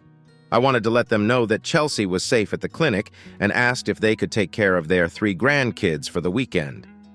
We were still on friendly terms, and they were thankful for my help with Chelsea. They were excited and said they would arrive to pick up the kids in about 45 minutes. I told them we would take the kids back home on Sunday afternoon. After they left, Helena looked at me with confusion in our empty house. "Sweetie, the divorce papers are already signed. Chelsea and I are divorced in my eyes. Waiting for the papers to arrive is just a formality." She smiled at me knowingly. "Well, it's about time." Then she rushed toward me, leaving things scattered from the front door to the bedroom. 4 months later, I kept my promise. Helena and I arrived at the rehab center without looking back. Helena stood by the car holding a big envelope filled with cash. "I owe you a huge apology, Paul. They have great therapists here. I learned a lot about myself and wasn't happy with what I found. You saved my life. I will be thankful to you forever. Helena, he is the best man I have ever known. Take care of him and be true to him. He will love you for all his life. Remember my mistake." She asked if I had heard the saying, "A bird in the hand is worth 2 in the bush." Paul, that's the bird in the hand. Don't let him slip away. Helena hugged Chelsea and thanked her for her advice. We drove Chelsea to her parents' house. She explained she would use the money to find a place of her own. She had a secretarial job lined up at the rehab center starting the next day. She also said that the baby would always remind her of her mistakes, so she decided to put him up for adoption. As soon as the divorce papers arrived, Helena started planning for our future. She wanted a big wedding in France at a grand cathedral with an organ. I thought it was too much, but Helena wanted the full experience since it was her first wedding. Her mother invited many important people from her work at the consulate. She was surprised to see her daughter, who used to be distant, give herself completely to a man like Pierre. They were happy together and shed many tears, remembering their tough journey. In France, a class action lawsuit was filed against Pierre Demille by 20 people, including me. He was also facing serious punishments for hurting me and trying to kill me. Helena knew a sharp lawyer in Paris was handling Pierre's legal case for me, especially for the criminal charges. We didn't have to go to the court or any meetings. The lawyer said our presence would just make things more chaotic. More than a year passed before the French court made a decision about the harm Pierre caused to 20 marriages. Pierre was found guilty and had to pay 40 million euros, which is 2 million euros for each of the 20 people in the group lawsuit. As for the criminal charges, thanks to Mr. Brass's testimony, Pierre was found guilty of planning to hurt me and planning to kill me. He got a sentence of 20 years in prison. He was also ordered to pay me another 10 million euros and to take full control of New Directions Occupational Therapy, a company he bought just to fire me. Helena, my lawyer, turned out to be a powerful advocate. I was very happy with how the case turned out. The medical board told me they found I had done nothing wrong, and no action would be taken against me or my work. Even though I didn't have to work anymore, I still loved helping people, so I couldn't stay away. I became the well-liked CEO of New Directions and treated everyone the way I wanted to be treated. After Helena and I built our dream home, I built another one next door for my parents and gave it to them with no debt. It was the best money I had ever spent. Helena and I also paid for college for Anita and Darren's 2 kids, Amber and Neil. They had 2 half-brothers a year apart, and our family grew. True to her word, Helena always stood by me and never gave me a reason to doubt her loyalty. 5 years after rehab, Chelsea married one of her salesmen. She never missed a chance to see her kids. Helena and I didn't judge her for being in their lives. As far as we knew, Chelsea never spoke badly about me in front of the kids. Instead, we were all kind to each other. When the time came, I walked Amber and Rhonda down the aisle at their weddings, feeling like a very proud father. As I grew older, I never forgot that little 8-year-old girl in a wheelchair whose brave act of kindness changed my life for the better. I can't imagine how different my life would have been if she hadn't had the courage to stand up for me and speak out. Thanks for listening to One Infidelity Hit. If you liked what you heard, don't forget to hit that subscribe button and drop us a like.